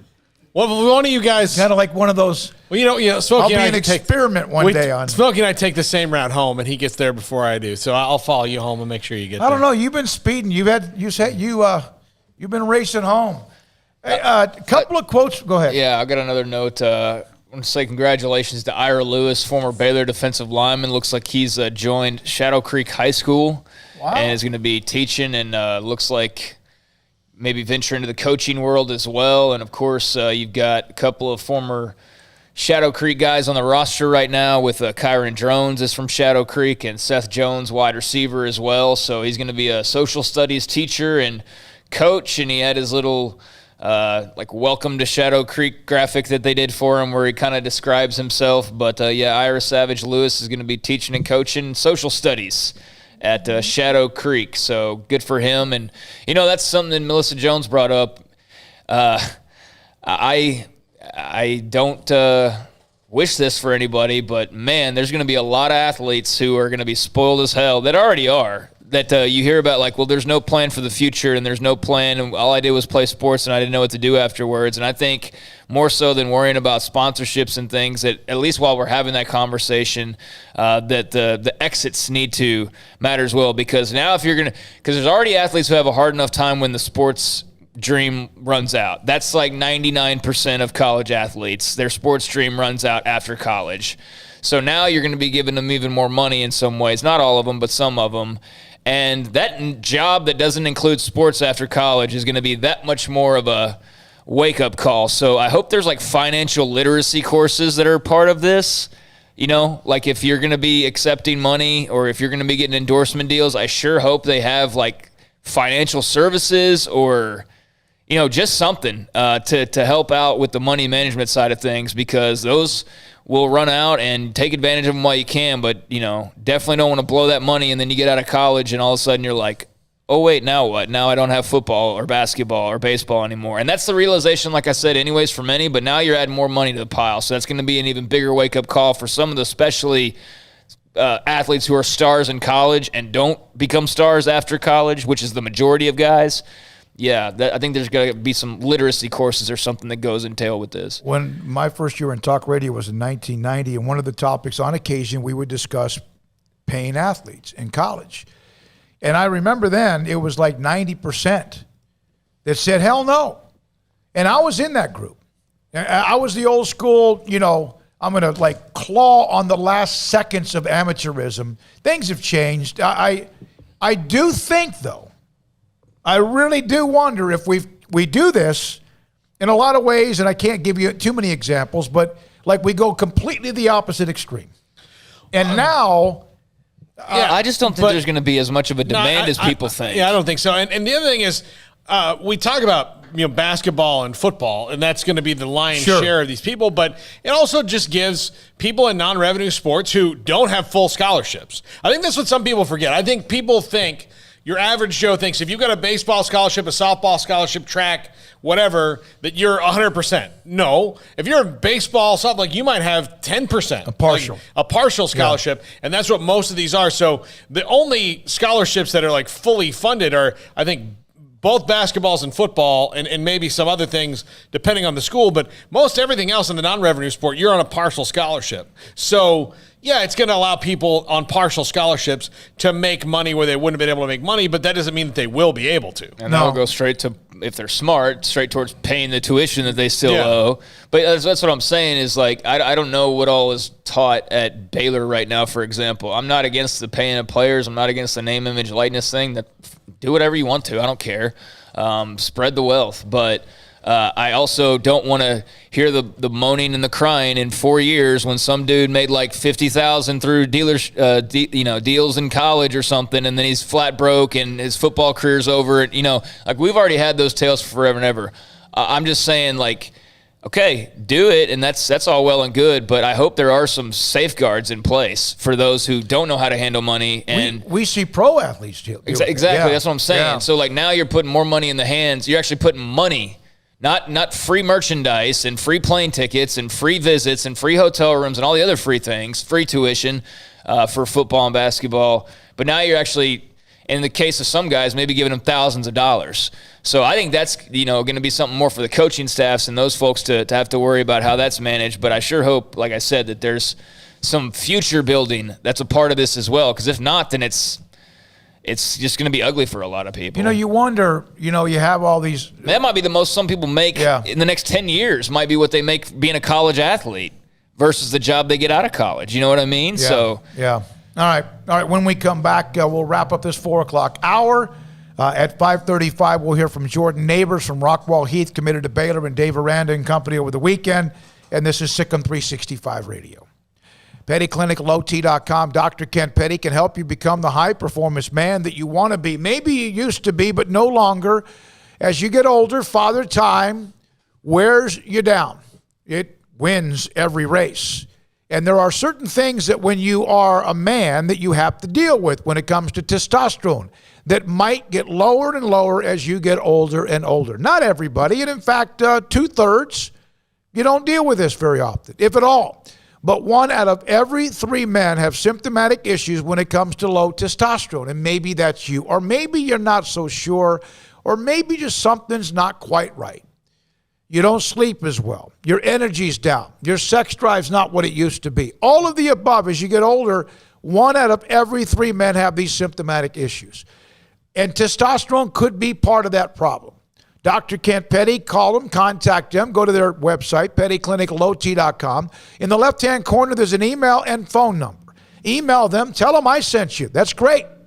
And tell them that you're not so sure, but something doesn't feel right. And how do you help me? How can you help me? They'll get you involved by getting your blood work, lab work for free or a discounted rate. And then Dr. Petty looks at your results, and if your testosterone's too low, he'll put you in a program to help you become the high-performance man you want to be and need to be at PettyClinicLowT.com. It's the 4th of July sales event going on at Allen Samuels on the new 2021 1500 Ram Lone Star Quad Cab trucks. The 3-peat Motor Trend Truck of the Year is built to serve with total values up to $5,250 or 0% for 72 months plus $1,000. Allen Samuels, located at 201 West Loop 340 in Waco. Come see the Ram Lone Star Quad Cab during the 4th of July sales event. Visit Allen Samuels today or online at AllenSamuelsDCJ.com. Come by. Let's be friends. At Ideal MRI, we feel blessed to be a part of the Waco community. We're a small family business right here in Central Texas, and our goal is to bring down the cost of healthcare while maintaining high quality. At times like this, the cost of healthcare has never been more important, and unfortunately, significant illnesses and injuries still occur. That's why Ideal MRI is open and here to serve you through the difficult time. We offer premium MRIs just like a hospital with state-of-the-art technology and specialists, but you'll pay less. Sometimes thousands of dollars less, whether you're using insurance or not. At Ideal MRI, we accept most insurance and there are no hidden costs, even offering financing if that's needed. Everything included in the price, and you'll not get something as a surprise in the mail later on. If you need an MRI, ask your doctor about Ideal MRI. They'll know. You can schedule an appointment safely from home online in minutes at idealmri.com or give us a call, 833-IDEAL-MRI, idealmri.com. With so many companies and policies out there, it gets so confusing shopping for insurance, and I never know if I'm getting the policy that's right for me. Luckily, I met the team at the Niche Group Insurance Agency. With the Niche Group, you can go to one company and get access to coverage options from many insurance carriers, and you get to speak to a real person about your specific coverage needs. With the Niche Group, I know I'm getting the right coverage at the right price. If you need insurance, talk to the experts at the Niche Group at 1-800-258-8302. From the first workout to the last practice, sports is an incredible challenge. Hi, this is Dan Ingham with the First National Bank of Central Texas, and we're proud to support each athlete, every parent, and our educators. From families, small businesses, to the biggest industry, we're here to help. With remarkable products like instant issue debit cards free at all of our banking centers, we've got banking ideas that fuel big dreams. The First National Bank of Central Texas, familiar faces making local decisions. Member FDIC, Equal Housing Lender. It's time to fire up the grill, heat up the oven, or get that deep fryer going to enjoy the top quality products at Waco Custom Marketplace. Order 30-pound sacks of live crawfish by 6 on Wednesday. Pick up on Friday afternoon after 2 or Saturday. Enjoy the weekend. 30-pound sacks of live crawfish available right now for $4.25 a pound. Find all the crawfish boil ingredients you need, including red beef potatoes, sausage, corn cobettes, and Louisiana boil seasoning. Make your order for live crawfish by Wednesday at 6. Pick up on Friday after 2 or all day Saturday, and enjoy the weekend. Waco Custom Marketplace, your home for fresh baked kolache, cinnamon rolls every day. Butcher shop to cut your steaks the way you want. Fresh seafood, summer sausage, boudin, house cured and smoked bacon, spices, seasonings, soup mixes, and more, and weekly gift boxes for any occasion. Waco Custom Marketplace, 425 Lake Air Drive in Waco, or WacoCustomMarketplace.com. Welcome back to SicEm365 Radio. Have you downloaded the SicEm365 Radio app? Do it today on the App Store and Google Play. Quick note here to close out this hour. Dave Aranda was in theathletic.com, and 4 or 5 many other coaches were quoted as well. Dave Aranda says that during the COVID time and during that specific time when things were different, he said he saw the worst in a lot of people and the best in others. He doesn't name names, nor does he cite specific issues. He doesn't want to be polarizing, but the last year revealed a lot to him. He referenced the TV show Ted Lasso and a scene in which the lead character, a soccer coach, is playing darts in a pub and quotes Walt Whitman, "Be curious, not judgmental." Keeping that approach all the way through COVID when there's really good and really bad things happening, you're seeing bad parts of people, I think is the key. When you come out on the other side, there's an opportunity to blossom. But to blossom into what? Aranda says, I'm not saying a shift taking place in college football. Old school ways of coaching are fading. I'm not saying we're it, but I do sense that along with the NIL and all of it, the birth of a modern coach or someone that deals with social justice issues, race and inequality, the transfer portal, social media, mental health, self-talk, positive talk, negative talk. It's perfectionism, it's bullying, it's parents and expectations, it's all of it. So that was an article in theathletic.com about what the current coach in college football maybe is dealing with rather than just X's and O's.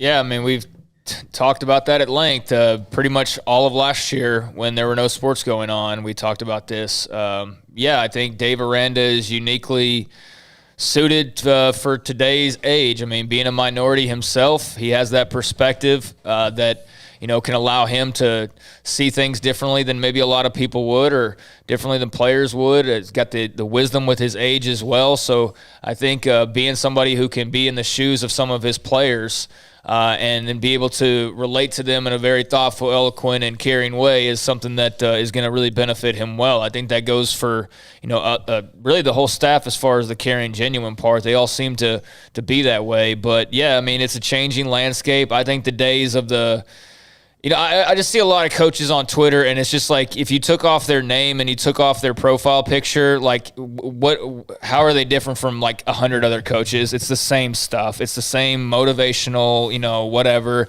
And that's all well and good. I'm just saying Aranda's just there is something that's a little bit more unique about him. He's not on Twitter ever, which I love. I love that he's got a profile, but I think he's tweeted maybe 2-3 times ever.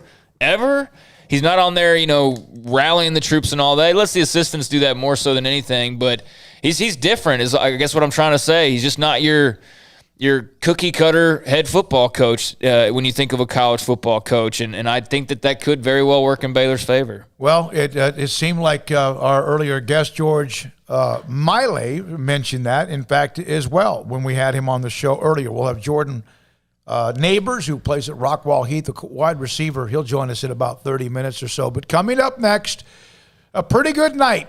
Will London, the third, is headed to the Olympic Games in Tokyo. And Trayvon Bromell won the men's 100 meters at the United States Trials in the finals. And we'll talk to Clyde Hart, the Hall of Fame coach himself. He was in Eugene, Oregon. And Clyde Hart is next on SicEm365 Radio. Y'all listen up. Let me tell you something about group meals from Rudy's Barbecue. It's got all you need for all the folks you gotta feed. Smoked meat, sides, and more. There's everything down to the tablecloth, just like the one that you see at the store. At a bridal shower, it's better than flowers. And a long-distance meeting, it'll pass the hours. It'll feed all the cousins at a family function. It's better than potluck at a church luncheon. Next time you need to feed 10 or more, call and order a Rudy's group meal. Next in line. Did you know that 1 out of every 4 men have symptomatic low levels of testosterone and don't even know it?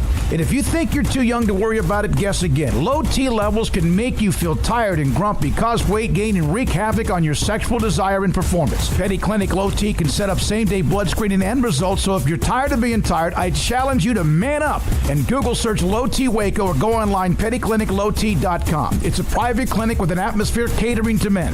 Affordable, only $150 a month, includes lab work, office consultation, testosterone injections, follow-up visits compared to $395 a month in Dallas or Austin, and you don't have to fight the traffic. Petty Clinic Low T as board-certified physician consultations will provide the best form of brand-strength testosterone available. Contact Petty Clinic Low T today, just off Highway 84 and Old Hewitt Drive in Woodway. Petty Clinic Low T, helping men become the high-performance men they deserve to be. PettyClinicLowT.com or Google search Low T Waco. After my first car accident, I feared the biggest damage would be to my wallet. I expected a mountain of bills and a long, drawn-out process. But my Texas Farm Bureau insurance agent was there when I needed her and helped me get back on my feet and in my car in no time. Instead of a hassle, I got reassurance and a quick recovery. Stop by and see our agents at one of our 3 McLennan County locations. Coverage and discounts are subject to qualifications and policy terms and may vary by situation. Stepping into the boots of a U.S. Army officer can add confidence and leadership skills to your son or daughter's career path. See all the things they can achieve in our boots at GoArmy.com. U.S. Army Waco Recruiting Company, 254-598-8131 or 254-776-1543. Payments for qualified buyer with $4,000 down to 2.9% TTNL extra. See deal for details. Travel is back during the summer savings event at Richard Carr. Explore America in the space and safety of an SUV or truck from Richard Carr. Savings like a 2016 Buick Encore for $148 a month, a 2017 GMC Sierra for only $318 a month, or a 2016 GMC Acadia for only $228 a month. At Richard Carr, 100% credit approval is always the goal. Log on or get here now and save at the summer savings event at Richard Carr. At Richard Carr, we give you more. How did Edward Jones become one of the biggest financial service companies in the world? By not acting that way. Financial strategies, one-on-one advice, it's a big difference. And that's why Brad Wilson, your Edward Jones financial advisor, makes sense of investing. Experience the difference for yourself. Brad Wilson, 250 Sharon Drive in Woodway, 254-776-4337. Edward Jones, member SIPC. Welcome back to SicEm365 Radio. ACOT, again the shot clock winding down. Weaving, off glass, he does it again. The 5 o'clock hour is sponsored by Edward Jones Investments with financial advisor Tom Albers, staying in touch with you and your money through these difficult and changing times. Edward Jones, making sense of investing. Now here's David Smoak, Paul Catalina, and Craig Smoak. All right, we hope to have Hall of Fame coach Clyde Hart on with us, former Baylor track and field coach with us, and he's been attached, of course, to the Olympic Games many, many times, and some of the players or athletes, even like Sonia Richard-Ross, who chased that gold medal, finally was able to capture it, has trained with him and others. But Trayvon Bromell won the 100. He finished ahead of, he ran a 9.80. Ronnie Baker was next, and Fred Curley, I think Curley's an A&M guy. He's a specialist in the 400 meters, was third with a 9.86. Now, Bromell was on the team at the Rio Games, but tore his Achilles and was out. So this has been a long, slow, and probably at times frustrating surge back to where he is as he dominated the 100 meters. Trayvon Bromell. Will London, the third, makes the Olympic team as well for the United States, and we're now joined by longtime legendary and Hall of Fame track and field coach Clyde Hart. Coach, you just got back earlier today. Is that right, from Eugene? Yeah, I got back about an hour ago, to be exact. Well, we appreciate you jumping on. I know it's been a long trip back. You lose a couple of hours, and Lord knows the jet lag you're going to face. How proud are you of what Trayvon has done and what he's battled back since the last time he was a part of the Olympic team? Well, it's remarkable. Having had a couple Achilles problems myself, I know the difficulty of coming back from those things. And I just can't imagine anyone being able to come back from them, much less run better than he did before. He had almost 3 years without running. That in itself is remarkable, whether you were hurt or not. So I had a good visit with him out there in Eugene. He looks good, really good. He's in shape. He's in a happy place right now. And I really think that he will be the favorite to win the gold medal. I would make him a favorite. He's running that well right now.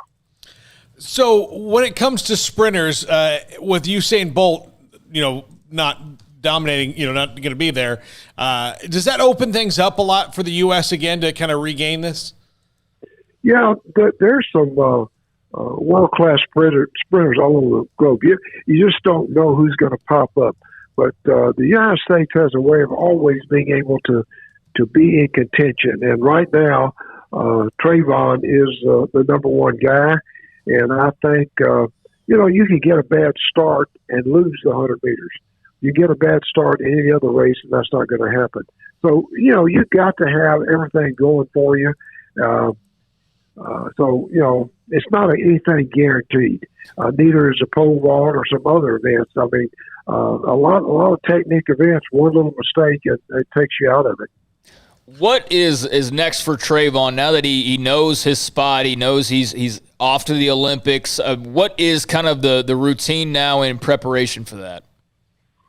Well, he's got a little over a month before the games get going, and probably, I didn't visit with him about that, but I would just speculate that he will probably try to get in a couple of more races, maybe even 3, to stay sharp.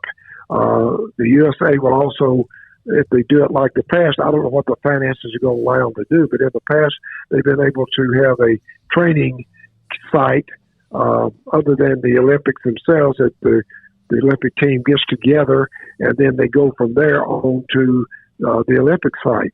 Now, with the COVID, I don't know if that's going to happen. I don't have all the information at this time. Yeah, and you've been around that regimen, routine, schedule dozens of times in your career with those who you've trained as well. So they run, he gets in, he wins the 100. So is it you back off, or do you then try to peak at the right time? And how much more difficult will that be now because of the schedule? Well, I'm one that never believes of such thing as peaking. I think you reload. Okay. If you go with the theory of I don't want my kid to peak too early, then you're realistically holding him back because you don't know where that peak is. So, my theory is you run for, I used to, and I still do with Will London, I never want a kid to compete more than 3 weeks in a row without at least backing off and getting some work. It's just like the weight room. If you miss training in the weight room for a week or two, you're going to lose about 10% of your strength. Well, the same thing in running. If you run every week, a lot of kids do. A lot of kids will go and try to chase the dollar, and they'll run once or twice a week and all over Europe, and they wonder why they're not there at the finish of the season when it really counts. I've been fortunate that most of my athletes, their best performance has come at the end of the year because we've always believed in that theory that you can only run a certain period of time, then you got to back off, get back to training, and train for maybe 1 week really hard, and then taper off and go back and run some more. So you can do it both ways, but I think for best results, you've got to keep reloading the kids. What do you say to guys like Will, finally in the Olympics, their lifetime goal, but about approaching it for the very first time? Well, fortunately, Will, I think, I don't know exactly. I think Will's probably 24 right now, maybe 25. He's very young. Will's had the good fortune. He's made the last 2 world championships. You have a world championship before the Olympics and after the Olympics, and then there's an open year. So Will made 2017 and the 2019 World Championship teams. And, it's every bit as hard to make those as it is the Olympics. So, but it's only the Olympics. I'm only track and field being contested instead of all the sports like the Olympics. So Will's got that experience behind him. So this was something he wanted very badly because he was part of that group. He knows all those guys and gals that own the World Championship teams, and he was fortunate to be on there at a very young age. Actually, he was barely 20 when he made the first one, and he was 23 when he made the second one, I believe. So this was just the next step, and we knew if Will could get to the finals, that everybody in the finals was going to be on the Olympic team because you have 2 relays. You have the 4x4 relay, the one you've always had, the 4x400 meters, but then they added 2 World Championships ago, what they call the mixed relay, where you have 2 males and 2 females running 400 meters each. And that was an experiment, but they liked it so well that they kept it in for the Olympic Games. And Will had the good fortune in 2019 of winning a gold medal in that event and with a world record. So I fully expect he'll be on that relay, but he could very easily be on both relays or run the first round because they needed at least 8 people to get the job done on those 2 relays. When do you remember first seeing Will London and thinking that he had Olympic caliber talent? Well, to be honest, I never tried to see, I'm not that smart to see World Olympic talent. I didn't see that in Michael till about his junior year. Then I knew he was very special. Jeremy Warner, I could see that Jeremy could do it if he could stay healthy, that he had the capabilities of making it. Will, he came up through the youth program in Waco. I remember seeing him, didn't really know who he was early on, and later everybody said that's little Will because he was always the smallest kid out there, and he was just beating everybody. And he just progressed on through summer track. And, I guess he was probably 7 or 8 years old when he started out, and worked on through, went all the summer meets and went to the nationals. And so he's paid his dues. And then he's one of the few kids to win 4 Big 12 championships. Never lost a Big 12 championship in the 400. So he's a competitor, and he's not the biggest guy in the world, but he's got a big heart, and he believes he's going to win, and that's what you got to do. Yeah, and see, I'm glad you clarified on him making the Olympic team, because not being track savvy in some ways, I am and I'm not, is that when I saw that he made the final but did not, I think he finished 8th, I was like, uh-oh, is that going to be an issue? And no, but you said that because he got to the finals, no matter what, he's on the Olympic team.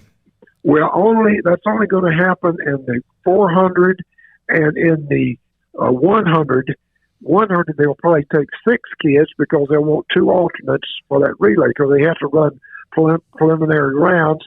And usually they'll put 2 alternates on to save the people that are in the open. You're going to have 3 individuals, provided those individuals have met the Olympic standard. Mm-hmm. Now, some of those kids that finish 3rd will not go to the Olympics unless he gets that Olympic, especially in some of our events like maybe the women's triple jump and some of the distance races that maybe the 3rd place person has yet to hit the Olympic standard, but they have about 5 or 6 weeks to get that done. But in the 4x4 relay, because they added that other relay, that opened up possibly 2 more spots. So we kind of figured they're going to take 6 for sure out of that final. They've always done that because they want the 2 alternates. And if the team wins the gold medal, they get a gold medal if they run the rounds, or if they get a bronze medal, whatever their team does. So they're considered just the same because they're taking the load off. But because of that new mixed relay, which is kind of a fun deal, I've always thought that would be interesting to have 2 guys and 2 gals racing because you have the strategy or how you're going to place them on there. You don't have to run them in any certain order. So it's pretty interesting how you do it. But Will happened to be on the relay that has run the fastest ever in that event. So it would surprise me that those coaches know that. Will is a tremendous relay runner, probably a better relay runner right now than he is an open runner. I don't know why that is. A lot of Texas high school kids are that way because they live and breathe running relays. A lot of states, they don't put that emphasis because in Texas you get double points for the relays. A lot of emphasis are put on them. So Texas kids grow up relay kids. But Will, they know Will can run an unbelievable leg on a relay. And he ran the opening leg and beat some of the world's best in the 2019 World Championships in London. It was amazing that what he did. I think they remember those type things. But you got to remember in that race, so he finished 8th. 8/100ths of a second, not 8 seconds, 8/100ths of a second separated him from being in the top 3. Coach, go ahead. Yeah, and the problem was that Will had the 4th fastest time, yet when they drew up the lanes, he got the worst lane on the track because of a stupid rule by the international. In our meets in this country, we seed them. The 4 fastest get the middle 4 lanes, and then you spread them out. The worst are going to hit lane 1 and lane 9. Well, or lane 8 in most cases. But for some reason, the international have it that the 4 winners will get the middle lanes, and the others will have to draw between the outside 2 and the inside 2. And because he finished 3rd, though he had the 4th time, he drew and got that outside lane. And see, that hurt him. I went back and looked at his race. The kid that was inside of him was lane 8. He was one of the winners. He was a kid that won the NCAAs with a 43.80. Unbelievable, 43.80. That's a full second faster than most of those people run. Will whipped him in the first 2 rounds, head up. But in the finals, he gets outside of him. Well, Will can't see anybody in the race because there's no one out there. And he's even with him coming off that curve in lane 9 and 8. There's chest-wise. Well, Will starts racing him and ties up because he's not in there seeing all the other people that he could have picked off, probably 3 of those other people, or 4 of them at least, if he had been in there with him. But he's racing the best guy with the fastest time, and it just tied him up. If he could have been in there in an inside lane and saw the action, he would have noted a little bit more what he needed to do. But out there, he ran blind until they came off that last curve, and it was just those 2 guys, and so it's a mono running, and that guy just was a little bit better. Yeah. And it cost Will, but like I say, you could throw he was 45 flat, and 4th place was like 44.92. Now that's you can't even snap your fingers out of that. Coach, what are your thoughts on Sha'Carri Richardson? She's kind of set the track world on fire. A lot of people comparing her to fast, great female sprinters on Team USA. What do you think of her? Well, she was outstanding when she ran at LSU. She only ran 1 year that turned pro. She can run. Of course, there's a lot of them out there, but she's got a girl from Jamaica that's the defending world champion that is run awful fast this year. So she's got to work cut out. Is Jamaica still the biggest threat, you'd say, top to bottom with Team USA's track and field?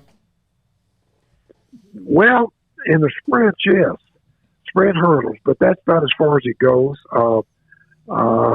Great Britain has gotten better, but I don't think as far as medals and track and fields that the USA will have any trouble getting the most medals. Now, I mean, I have no doubt that's going to happen. Thank you very much, Coach. Appreciate your time. Glad you are back. Enjoyed the moment with Trayvon Bromell and Will London. That's the legendary Hall of Fame. Well, now let's don't forget, you got a kid Boston tonight that's very easy going to make that Olympic team too. Casey Lightfoot is going to be Boston tonight, and don't count him out. No, so we might have three Baylor kids. That'd be awesome. Yeah, and he has been spectacular as well. Thank you. Has. Well, David, appreciate you taking the time.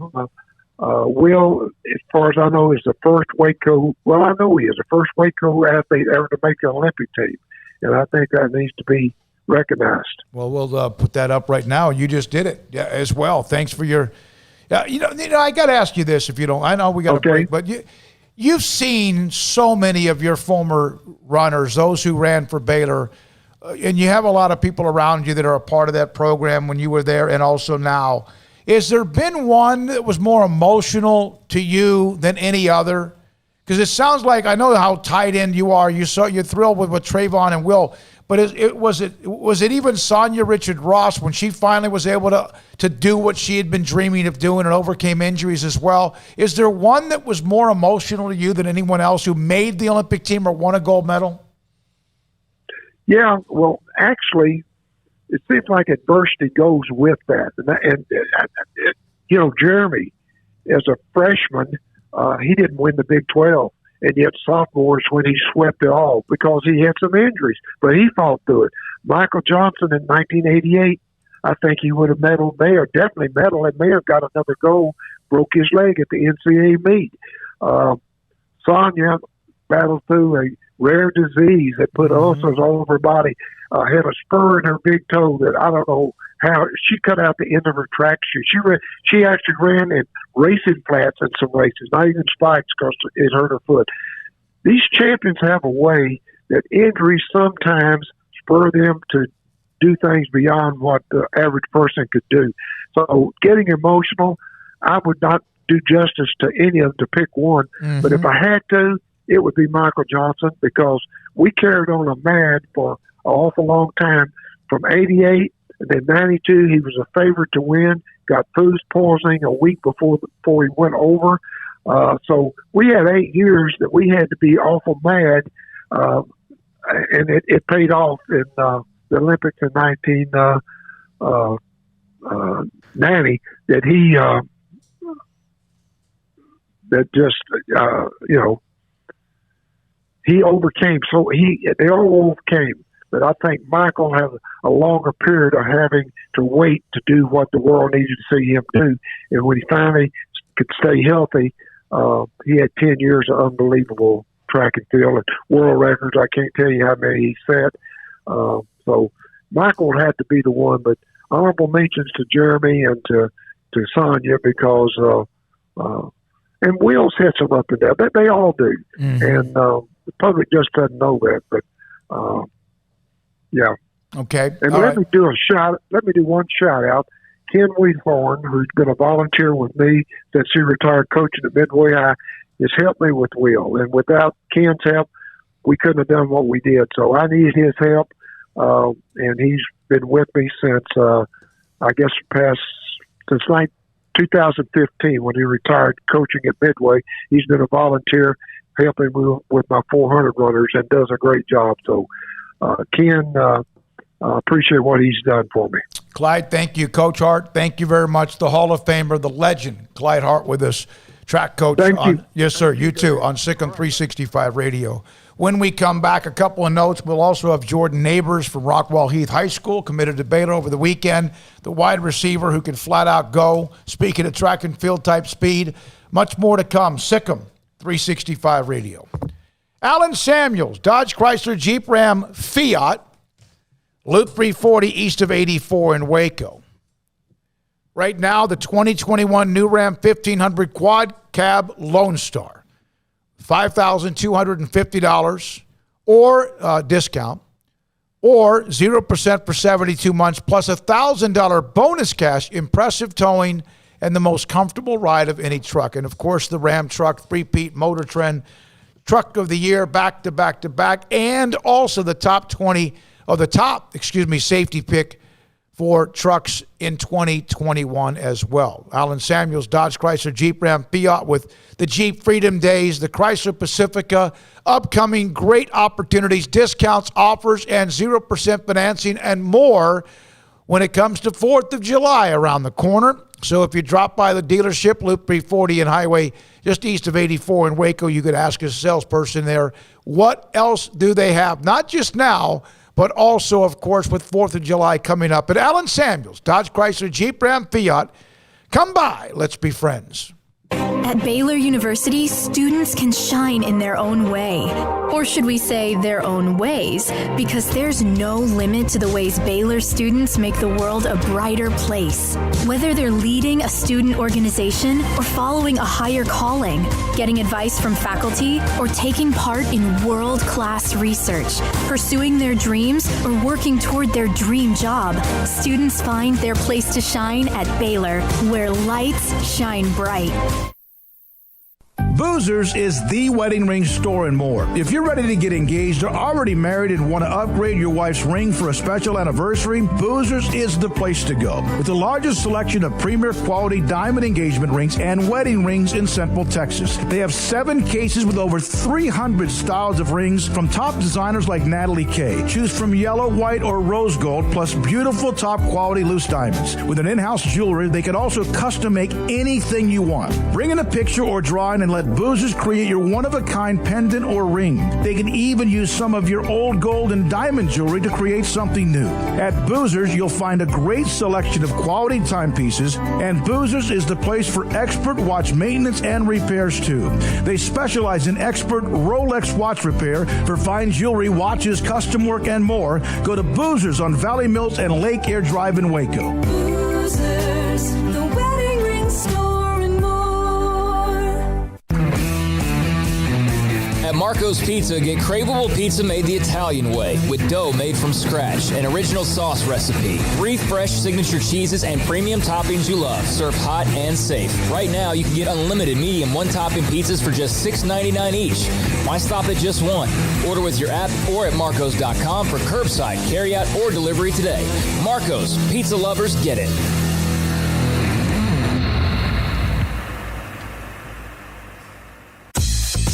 Southwest Sports Medicine and Orthopedics, the team physician of Baylor Athletics. Our doctors specialize in the diagnosis and treatment of any and all sports-related injuries. Celebrating over a decade of service in Central Texas, our doctors are equipped to handle a wide range of issues, whether it's your foot or ankle, orthopedic spine care, your hand or wrist, knee and shoulder pain, or if you're in need of our arthritis or total joint clinic. Come see us at the new Baylor Scott and White Ted and Sue Getterman Sports and Orthopedic Center. Trusted doctors that Baylor trusts, Southwest Sports Medicine and Orthopedics. Our goal is to get you back in the game. It takes time to reach goals. It's a truth that applies to more than sports. It goes for your financial goals as well. You work hard for your money, and you deserve an investment strategy that lines up with your game plan. And Tom Albers, your Edward Jones financial advisor, can help. If your financial investments aren't putting forth the effort you desire, stop by today for a financial review. Tom Albers, 4301 Lakeshore Drive, 254-776-7605. Edward Jones, member SIPC. With so many companies and policies out there, it gets so confusing shopping for insurance, and I never know if I'm getting the policy that's right for me. Luckily, I met the team at the Niche Group Insurance Agency. With the Niche Group, you can go to one company and get access to coverage options from many insurance carriers, and you get to speak to a real person about your specific coverage needs. With the Niche Group, I know I'm getting the right coverage at the right price. If you need insurance, talk to the experts at the Niche Group at 1-800-258-8302. Welcome back to SicEm365 Radio. Are you a SicEm365 super fan? Then try out our premium subscriptions at SicEm365.com. How about the note from Clyde Hart? Craig just put this up on his Twitter account. Will London's Team USA berth. The first Waco athlete to make the Olympic team. And I think that should be recognized. And absolutely, it should be. I remember when Will was coming out of Waco High, committed to Baylor, just like when Trayvon Bromell, we had him on out of Florida, when he committed to Baylor, a couple of stars. And then he mentioned Casey Lightfoot, the pole vault tonight, will have a chance to make the team as well.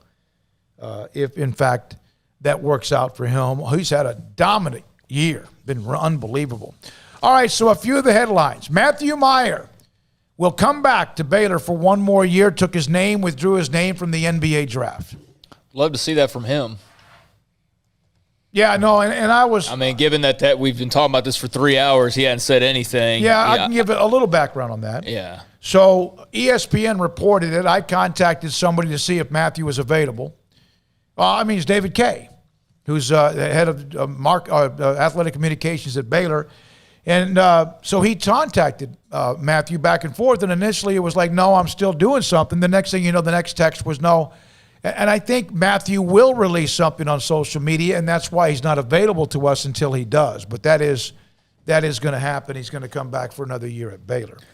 Well, that's big news for Scott Drew, obviously. I mean, he could very well work himself into a first-round draft pick next year. Everybody knows he's got the size, and he's got a lot of formidable skills as well. So, yeah, he'll be a very interesting one to track, and certainly, you'd expect him to have some success with Davion Mitchell and Jared Butler in the draft this year. We'll see what happens. I don't think Maceo T is going to get drafted, but could end up on a roster somewhere.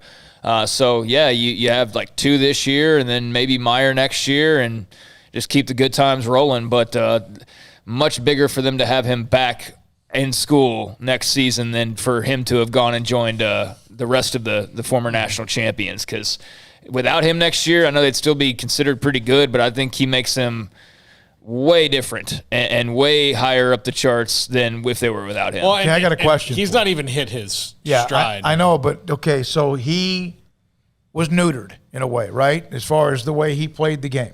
He learned, he's admitted it. He talked about how difficult it was. There have been not confrontations, but some really tough moments with he and some of the coaches. And some of the coaches have discussed that, and Matthew admitted that. So they win the national championship. He goes and tests the NBA waters. Will he continue that track of understanding how they won the national championship? And he has to be as disciplined as he was times 10 because he now is basically almost the guy. Yeah, I think so. I think he's growing up enough to know those things. You know, I think he'll do it. I have complete faith that he will. And again, he was like a Mustang. I mean, you had to break him like a horse, and they did. And the other thing is once you do accept your role and accept like this is getting better and it's working, it's a whole lot better doing it the way that works than the way that you think it works, and why is it not working? So is that like an image? I know one thing. If he comes back next year and that's the case, then it's an absolute failure by everyone involved if he were to come back and not realize that. Yeah. That needs to be drilled in his head already in a text message in 30 seconds from now, tomorrow, 2 weeks from now. I mean, constantly that needs to be drilled into his head, because if not, then there's no point in coming back. Yeah. I know that. That's what I'm saying. So for it to not happen, he has to question. Yeah, obviously it has to, because if not, that would just be an absolute failure on the part of everybody involved. George Maile from Bingham High School in Utah gave Baylor offensive lineman, very highly rated, with a bunch of offers that were among the best in college football. Gave Dave Aranda, Eric Mateos and company, Jeff Grimes, a commitment to play football at Baylor. That's 4 commitments since, Thursday? Mm-hmm. And they had their official visit weekend over the weekend, maybe more to come. Trayvon Bromell and Will London III, we mentioned it, made the Olympic team. Jared Butler and also Aaliyah Miller are up for the Big 12 Athlete of the Year, different from what we had last week when it comes to the Sports Person of the Year. It was a UT, it wasn't a swimmer. Something I thought that maybe, I don't know what sport it was, that was the female Sports Person of the Year. You would think Jared Butler's obviously very much a candidate for this, but that was for Sports Person, not just athletics, whatever. Who ends up getting this? Butler's got to be one. The Cade Cunningham, perhaps one. Football-wise, I'm getting real sick and tired. I mean, Cade Cunningham gets that. That's another, because he's going to be in the NBA honor. Yeah. He is not in any way, shape, or form the Big 12 Athlete of the Year. Cade Cunningham has no argument for Big 12 Athlete of the Year. Oklahoma State didn't do jack squat in the postseason. Okay, I agree. Who else? Who else would this be? Would Ellinger be up for this? Hell no. No. That would be another just because he's a Texas quarterback thing. I mean, who had the best football season in the Big 12? Individually. The running back from Iowa State, Breece Hall. Breece Hall, yeah, maybe. I mean, what is this? Is this just who's the best athlete, just pure athletic ability? Is that what this is versus the sports person and off the court? Because if it's off the court, then I don't know how Jared Butler's not the choice, because he could very well be athlete and sports person. The voting starts in July, runs the 2nd through the 5th. By the way, it's a fan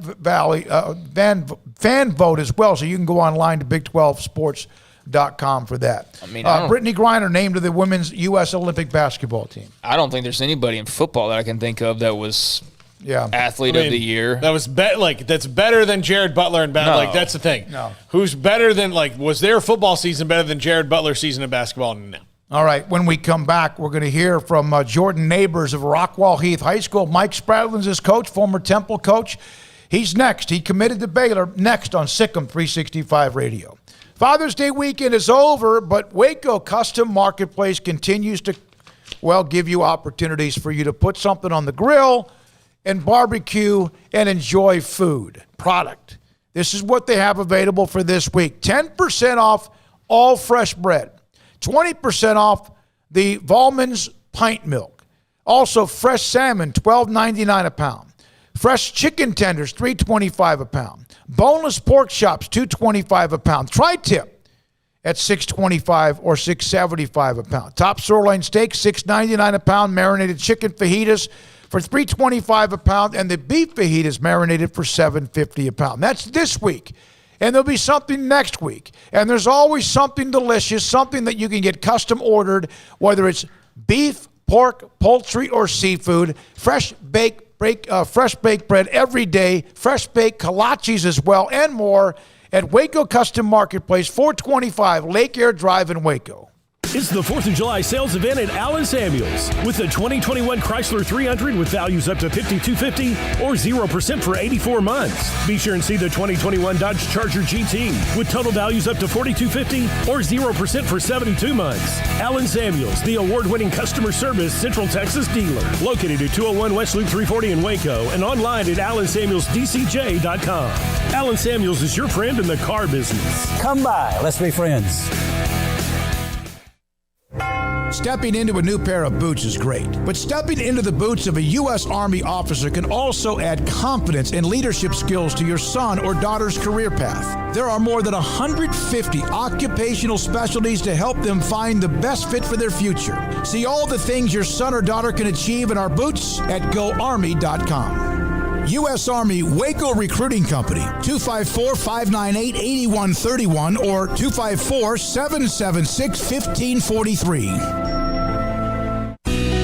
Let Camille Johnson Realtors guide you seamlessly through the process of buying your dream home or selling your current one. Commercial, farm and ranch, or residential, Camille Johnson Realtors can smoothly and successfully lead you through any transaction. With a team of 28 experienced agents who are excited about serving you, Camille Johnson Realtors services the entire greater Waco area. If you're in the market to buy or sell, contact Camille Johnson Realtors, 104 Midway Center in Woodway, or find them online at www.camillejohnson.com. Camille Johnson Realtors, elegant, charming, warm. Welcome home.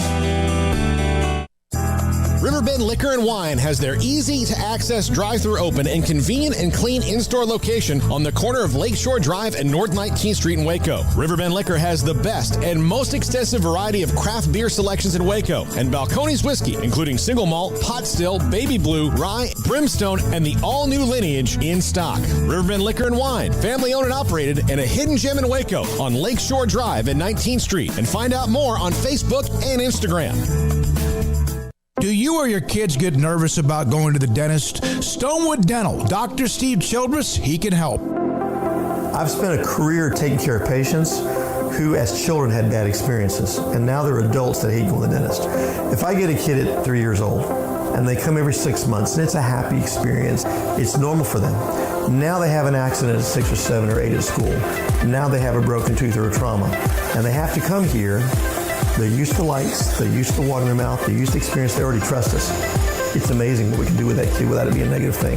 But if I see a 6 or 7 or 8 year old that's never been to the dentist, and now they have a trauma or an unfortunate unexpected toothache, it's harder to do that for that kid and it not be somewhat of a negative experience. So bottom line is I try to teach kids and adults and teenagers and everybody the way I'd want my family treated, which is where it's a necessary part of life. You just take care of it. It doesn't have to be that big a deal. Learn more, stonewood-dental.com. In Texas, there's pea-size hail and baseball-size hail. Guess which one hit our house? We didn't even know where to begin, but we called our Texas Farm Bureau insurance agent, and he was so reassuring. He knew exactly what to do to get our house back into shape and our lives back to normal. Now, we're even more thankful for the roof over our heads. Stop by and see our agents at one of our 3 McLennan County locations. Coverage and discounts are subject to qualifications and policy terms and may vary by situation. Welcome back to SicEm365 Radio. The SicEm365 Radio app is sponsored by Allen Samuels Dodge Chrysler Jeep Ram Fiat in Waco. Your friend in the car business at Loop 340 and east of 84. Come by. Let's be friends. Our scheduled interview with Jordan Neighbors has been moved back to tomorrow because of something that he had to deal with at the family. Everything's fine. But he had to do that. He'll be with us tomorrow at 3:30. We think Mac Roach, first time in a while, will join us tomorrow. John McClain's out in Florida this week, but we'll have Mac and also David Hellman, among a couple of others I'm working on for, in fact, tomorrow. Now, Tortilla's thrown at a team from a mostly Latino high school in San Diego County. High school basketball. San Diego area school district apologized for an incident in which tortillas were hurled at a basketball team from the mostly Latino high school after a championship game. The tortillas were thrown at players from Orange Glen High after they lost a game to mostly white Coronado High School on Saturday. San Diego Tribune, Union Tribune reported, according to video, at least 2 Coronado players threw tortillas. And there was a letter, of course, an apology. The trustees said they condemned racism, classism, colorism, which fueled the actions of the perpetrators. Reprehensible, according to the, of course, superintendent of the school that was involved, that was throwing the tortillas in a game that Coronado won in overtime by 3. Yeah, why would you have the tortillas on hand unless you were planning to do that? It's really sad. I mean, you're playing a basketball game. Why do you have tortillas ready to go? Well, maybe if you were in Texas, in Lubbock, you would have those ready to go. Even though when I lived out there for a little while, which was well over 10 years ago, that was already dying off. Like that's not even really a thing anymore, as far as I know. Maybe it's returned, but I think they kind of were like pushing back against them doing that. But it just complete idiocy. Like maybe there's some kind of a tradition. It sure doesn't appear so. There's also video, and there's very clearly like one player who I can see who looks like a white kid just tossing tortilla after tortilla after tortilla over in like the post-game huddle area. I mean, this kid's throwing like a whole package. So just bad parenting. Well, it's bad sportsmanship. Bad sportsmanship, bad coaching, bad all the way around. It feels like every day there's another incident that's like racially motivated or related or whatever. And I think sometimes that people try to connect racial dots when there aren't dots to be connected. I do think that happens on occasion by people who have an agenda. But this in particular, and many other instances, it's just pure stupidity and racism, and it's just dumb. It's just, I lose my mind sometimes because so many of the issues facing this country, I just don't get it. Like, I just don't get it. I just don't get how you see somebody and you go like, oh, well, they're different from me, then I'm going to treat them. Like, I just don't get it. How do you have the energy? I don't get it, man. Yeah. And like, just the way people treat I just don't understand it. And that's why it's hard for me sometimes to talk about. It's not because it's uncomfortable. It's just I don't know what to say because I don't understand what motivates that hatred in people. And I got enough to worry about in my own life. Like, you know what I mean? Much less trying to go and ruin other people's or prevent other people from living theirs. Like, I think we all have our own stuff that we could probably spend more of our time on. But, yeah, I don't understand it. Like, and like the thing I wonder is like these kids, and now I see there's at least 3 of them that are doing it. Like, do they go home and their parents like just rip them a new one over how stupid and insensitive and just dumb and shallow and idiotic that is? Or are they the types of parents that encourage this? Because there's those types of people. Like, I don't want to cuss on here, but just SC people. I'm tired of SC people. And everywhere I look, I feel like that's what I run into is another SC person who's just selfish and uncaring towards anybody that's not in their same little class or whatever. I just hate it, man, and I don't get it. And I know it's been like that for forever. And I feel like there are people out there that are trying to make strides and make that different. But when I just see stupidity like this, I'm at a loss because I just can't imagine my son or daughter, if I had one, ever letting it cross their mind that would be okay to do something like that. And maybe the parents did rip these guys, and I sure hope they did, because I know that there are some cases where something like this happens and the parents don't, and then it just continues that behavior. So this should not be tolerated in any way. The head coach of Orange Glen, Chris Featherly, said that the head coach of Coronado, J.D. LaPerry, made disrespectful comments towards him and his players. Featherly confronted him. Eventually, of course, there was a little bit of brouhaha, but that'll be all over the place. And unfortunately, just as you said, you can make mistakes in life. You can sometimes make some stupid decisions, but this one here is that this is premeditated. It looks like to me. You need to go buy tortillas. Yeah. Like, I mean, somebody had to put the thought in of like, hey, let's go get some tortillas when we play this team. Like, what the hell? What would have happened to them had they lost? The game was at overtime. They won by 3. Did they go home? Would they throw them in the trash can? They feel like idiots. I mean, it's not like you can go to the concession stand and be like, hey, give me a bag of tortillas. And they're like, why? I mean, it's not something even if they had something that was served, they they planned it out. I mean, either way, it's planned out, and that's, it's embarrassing and terrible. And, I'm hoping we get to a world where people are like us, that I don't understand. Like, I'm like you, Craig. I don't understand racism. Like, I don't understand the energy it takes to carve out a section of your thoughts to be like, if only these people weren't here, things would be better. Yeah. Like, and then not only that, the mental gymnastics you have to do to make it make sense all the way around. Yeah. Like, it just, get a job, man. Find something else that's going to occupy your mind and let that go. And just walk around with that hatred inside you. Just walk around with that hatred just living inside of you. Like what kind of an existence is that? I can't hate something like that. And I just don't understand it. I do think that most Americans are probably, I think if we really actually had a really true poll, not some random like Newsweek garbage or whatever, where they poll 10 people on the street, in Chicago or something, I think most Americans are actually on the same page. I really do. I think the majority of Americans are on the same page. But the problem is we just don't have a loud enough voice because it's drowned out by the media or it's drowned out by politicians who don't have anybody's interest in mind other than their own. And I'm not entirely anti-politician because I think that's dangerous, is to not believe in any of your leaders. I mean, that's how countries crumble. So I'm not saying I don't believe at all in our leadership, but I don't have a lot of faith in the people who do kind of command the narratives and command the decision making, because I think most Americans again are pretty much all in the same boat together and tired of all this stuff just everywhere, and just unfortunate when you see things like this and just not something that, like I said, that I can really understand. I don't have the audio. It's too late to find it, but I remember it's been a few weeks back, and Charles Barkley was, and sometimes Charles, when it comes to predictions and things he says, can be silly, but when it comes to a lot of things he thinks about America, I agree with a lot of what he says. I do. That doesn't mean he's right. Doesn't mean I'm right, but I do. But one of the things he made a comment about the racism is that, he goes, most people in this country are good people. It's the small group. It's the ones that sometimes get a lot of the attention that make it, of course, even worse for everybody else, whether black, white, whatever. And that right there is, they all thought that was cute.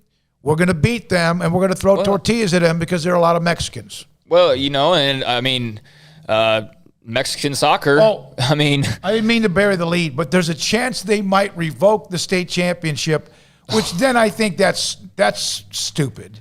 Maybe that's me. I think that would be stupid. I think that's probably going a little bit too far, but there is part of me that kind of snickers at that and goes, well, I don't think those kids, even they don't, those kids shouldn't get a ring or a jacket. Yeah, I think those kids should not be listed on the program. They shouldn't be on the trophy. They shouldn't, I don't think that those 3, 4, I saw at least 3 kids, and 2 of them looked like they were white kids tossing multiple tortillas towards the crowd of people. But yeah, I'd strip them of anything that I possibly could. I wouldn't necessarily strip the school, but hopefully you use that as a lesson of hey, you got to actually think through what could possibly happen when you do something incredibly offensive, to try to, what was the goal? Just to be racist and just be a racist? What does that do? What? So on the one hand, you got your little racism mark in there with the tortilla throwing, which accomplished absolutely nothing other than pissing people off. And if anything, it could get your school stripped of a state championship. People just don't think things through. But then again, when you're thinking of that in the first place, you're not even thinking that clearly or that smart anyways. So it's not a surprise they probably didn't think about what could be a result of their actions. It was one of the story today, and this will get a lot of play throughout the country, that Raiders defensive lineman, is that right? Mm-hmm. Yeah. Carl Nassib is the NFL's first active openly gay player, announced that he's donated $100,000 to the Trevor Project, a nonprofit organization, suicide prevention for LGBTQ youth. So active. We, of course, had the Michael Sam story a few years back. I don't know how much ever changed after the Michael Sam. I think what Michael wanted it to, I never thought it would. I don't think it was what it was portrayed to begin with. I do think there was a locker room culture where there were guys that were definitely afraid to say that. I absolutely believe that, because a lot of testosterone and all that. But this whole idea of he was going to be blacklisted and excommunicated from football and all that, I think that was a lot of the media's doing, honestly. You know what happened is that Michael Sam wasn't that good. He wasn't that good, but he came out and he was in the locker room, and you know what happened? No one cared. Exactly. Everyone was like, oh, okay. No one cared. And then you probably have to think, okay, this is a little bit different. I'm sure he's going to have to deal with things. We're going to have to answer questions. But ultimately, look, I was there the day that he got signed by the Cowboys. I wasn't even planning to go up there, and I was there that day, and the locker room was everybody asked was yeah, fine, great, good for him. You live his life. One of the things was the push was that this was going to change football forever. No, it didn't. No, it didn't. And neither will this. No. I mean, we might see some more guys that do it, but ultimately it's just going to be like any other walk of life where you're going to have gay people and straight people working together, and that's how it is. Like they do now. So then you'll have the third openly gay player, and that's what gets a little bit silly. Good for him. He said he feels better about it. He feels clear-minded now, and good for him that he feels better about it. Yeah, I mean, like I'm trying to think of my words here because I had a thought a second ago and now it's slipped away. But, like the Michael Sam thing, that's what I'm going back to. I think most people don't really care. And all we hear, though, is the reaction of, like, the most hardcore bigoted people. And then that's painted as, like, well, that's how all white people feel about this, or that's how all males feel about this, or that's how all this group, and no, it's like those 5 jackasses on Twitter feel that way. But the majority of people aren't commenting because it doesn't matter. Like, it's great. It's one of those, like, cool, great. Go on about your business. That's what Michael Sam was to me. It wasn't like some earth-shattering thing. I mean, good for Nassib. Makes him feel better. Great. But again, I don't think anybody was out there like, I can't believe he did that. And if you are, then you're just a bigot and a loser. I mean, bottom line. And going back to the kind of the conversation we're having, Mexican soccer fans are just completely out of control. And they've been banned for repeatedly chanting homophobic slurs and bad behavior. And so they've had to, hit them with the FIFA ban for their World Cup qualifiers. And it's just like, you dumb fans. Like, what part, like, to mock somebody for being gay just in general, but especially nowadays, like, if you still can't even be accepting of that, like, I just don't get it. I mean, how does it affect your life in any way, shape, or form? In any way, it doesn't. Yeah. When you wake up in the morning, is something going to be different? No. I mean, like, that's the thing. If all these things change and you wake up in the morning, nothing's going to be different. So just accept it and move on. Nobody's telling you have to like it, This is Paul Catalina's Top 5 at 5:55. Brought to you by Slapsticks Comedy Club. Find out more at slapstickscomedy.com. As a matter of fact, tonight I'm on my way over to Slapsticks. We got something going on over there, hanging out and doing some stuff. So things are opening up at Slapsticks, and hopefully hit that July 3rd soft opening that we are shooting for at Slapsticks Comedy Club. You'll see me there doing a lot of stuff.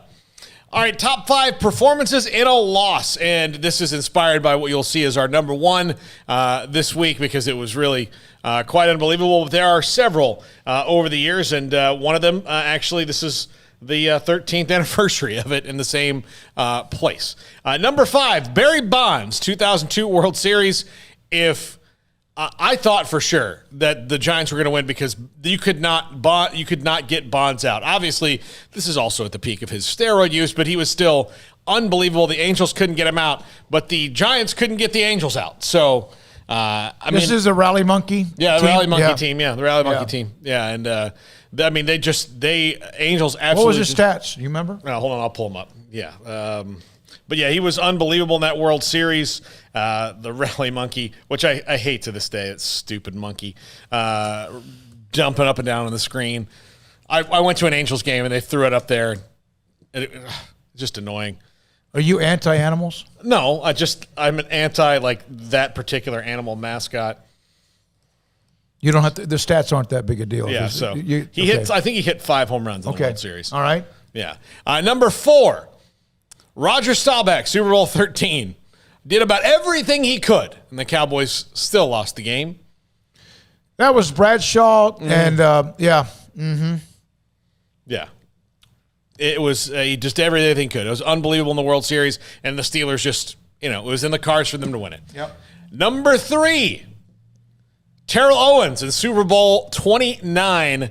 The Eagles lost this game 24-21 to the Patriots, and it's one of the many feathers in Tom Brady's Super Bowl cap. But it was not for the lacking effort of Terrell Owens, who had been hurt, broke his leg early in the season, and came back and was absolutely crazy good in this game. Over 100 yards receiving. Every time he touched the ball, he made a big play. That was in Houston, wasn't it? I believe so, yeah. Okay. Right. Yeah, I was actually rooting for T.O. to win a ring because of how well he played in that game. Yeah. I mean, I think he deserved one. McNabb, on the other hand, whatever you want to believe as far as if he was hungover or he was scared of the moment. I mean, because it was one or the other as far as the reasons for why he was throwing up during the Super Bowl. Mm-hmm. But, yeah, I mean, T.O. tried to will him to a victory, and I respect the hell out of him for that. He may have had maybe eating Spam the night before or something like that. So. Yeah. Number 2, Rocco Mediate, 2008 U.S. Open. Read the book. Pushed Tiger to the absolute limit. I mean, an 18-hole playoff. I remember eating lunch and watching at a sports bar 18 holes of golf the next day on a Monday, and people just in that sports bar just glued to watching and pushed Tiger to the absolute limit. Rahm's putts yesterday, I heard someone said earlier, the greatest putts in U.S. Open history. They're among. Tiger on 18 on Sunday to force the playoff was one of the greatest ever because those greens can be a little bit bumpy, but this was insane. Yeah, and this one went. The other thing is, like, Rocco Mediate was a fine golfer, but you would not have, if you had picked someone that was going to push Tiger to an 18-hole playoff in the U.S. Open, it was not Rocco Mediate. John Feinstein wrote a book about this. It's like, Are You Kidding Me? Whatever it's called, and I've read it. It's a great book. I learned a lot about Rocco Mediate, his upbringing, and he failed early on as a golfer. That he went to a school in Florida. I think it might have been a junior college or something. Eventually turned his career around. All right, number 1 just happened on Saturday. Kevin Garnett in Game 7 versus the Bucks. Durant. I mean, who says Garnett? Kevin Durant, thank you. Kevin Durant, Game 7 versus the Bucks. My God, he was unbelievable. I mean, just every time it seemed like everything was going in. And then just at the end of the game, one defensive play made. Drew Holiday did not have the height to stick with him as far as Durant, so much taller, and he's got those long Spider-Man arms, praying mantis arms. So they call him the Durantula. But he did do something. He kind of put his hand up, not in his face, but he kind of put it in between his arms instead of blocking it like this. And I wonder if that kind of affected Durant, who hit some crazy shots throughout his life. He's great. Well, and look, if I'm the Nets and I've got Durant doing what he did in these playoffs and I didn't advance, I've got to really look inward to like, what do you have to change style-wise or whatever? If you chalk it up to Kyrie was hurt and James Harden was playing at about 60%, maybe so, but it just shows you that you can build all the super teams in the world, but sometimes it's not going to happen. Yeah, winning championships is hard. I mean, if it was all about just the players on your team, then Texas would have like 10 Big 12 titles, and the Cowboys would have 17 Super Bowls, and this 18, and that. They'd have 18. But you actually got to be able to do all the intangibles as well. And so, put a super team together. But if there's not health involved, or if there's not fully healthy bodies available, that's going to hurt anybody, no matter who you are. Especially when you rely on 3 guys in particular, and 2 of them are 2 of the guys that are banged up. So it's all about the team. And Durant did all he could, and he is fantastic. He might be the best basketball player in the world right now, but not sad the Brooklyn Nets are out of it. I will say that. Nor I. Thanks to George Maile from Bingham High School in Utah for today, Derrius Thompson, Melissa Jones, also to Clyde Hart. Thanks to Emma, thanks to Hayden, thanks to Jack, and Armstrong Sims is back with us. It's great to see him again. At least I can say that. For Paul, Catalina, and Craig Smoak, I'm David Smoak. Thank you for watching and listening. SicEm365 Radio.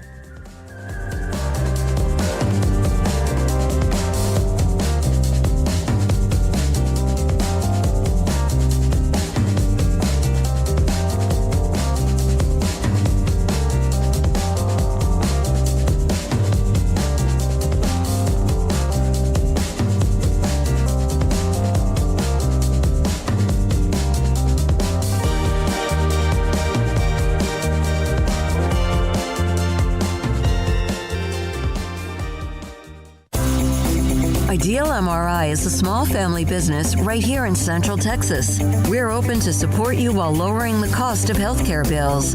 When you need an MRI, ask your doctor for an Ideal MRI. Visit us at idealmri.com or call us at 833-IDEAL-MRI.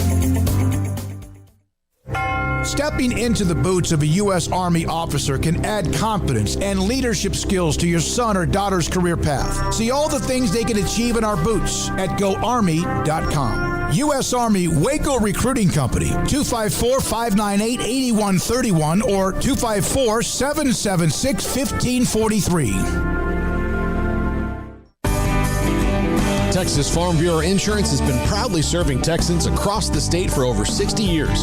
Call 254-772-8090 to find an agent who will provide a free review of your auto, home, and life coverage.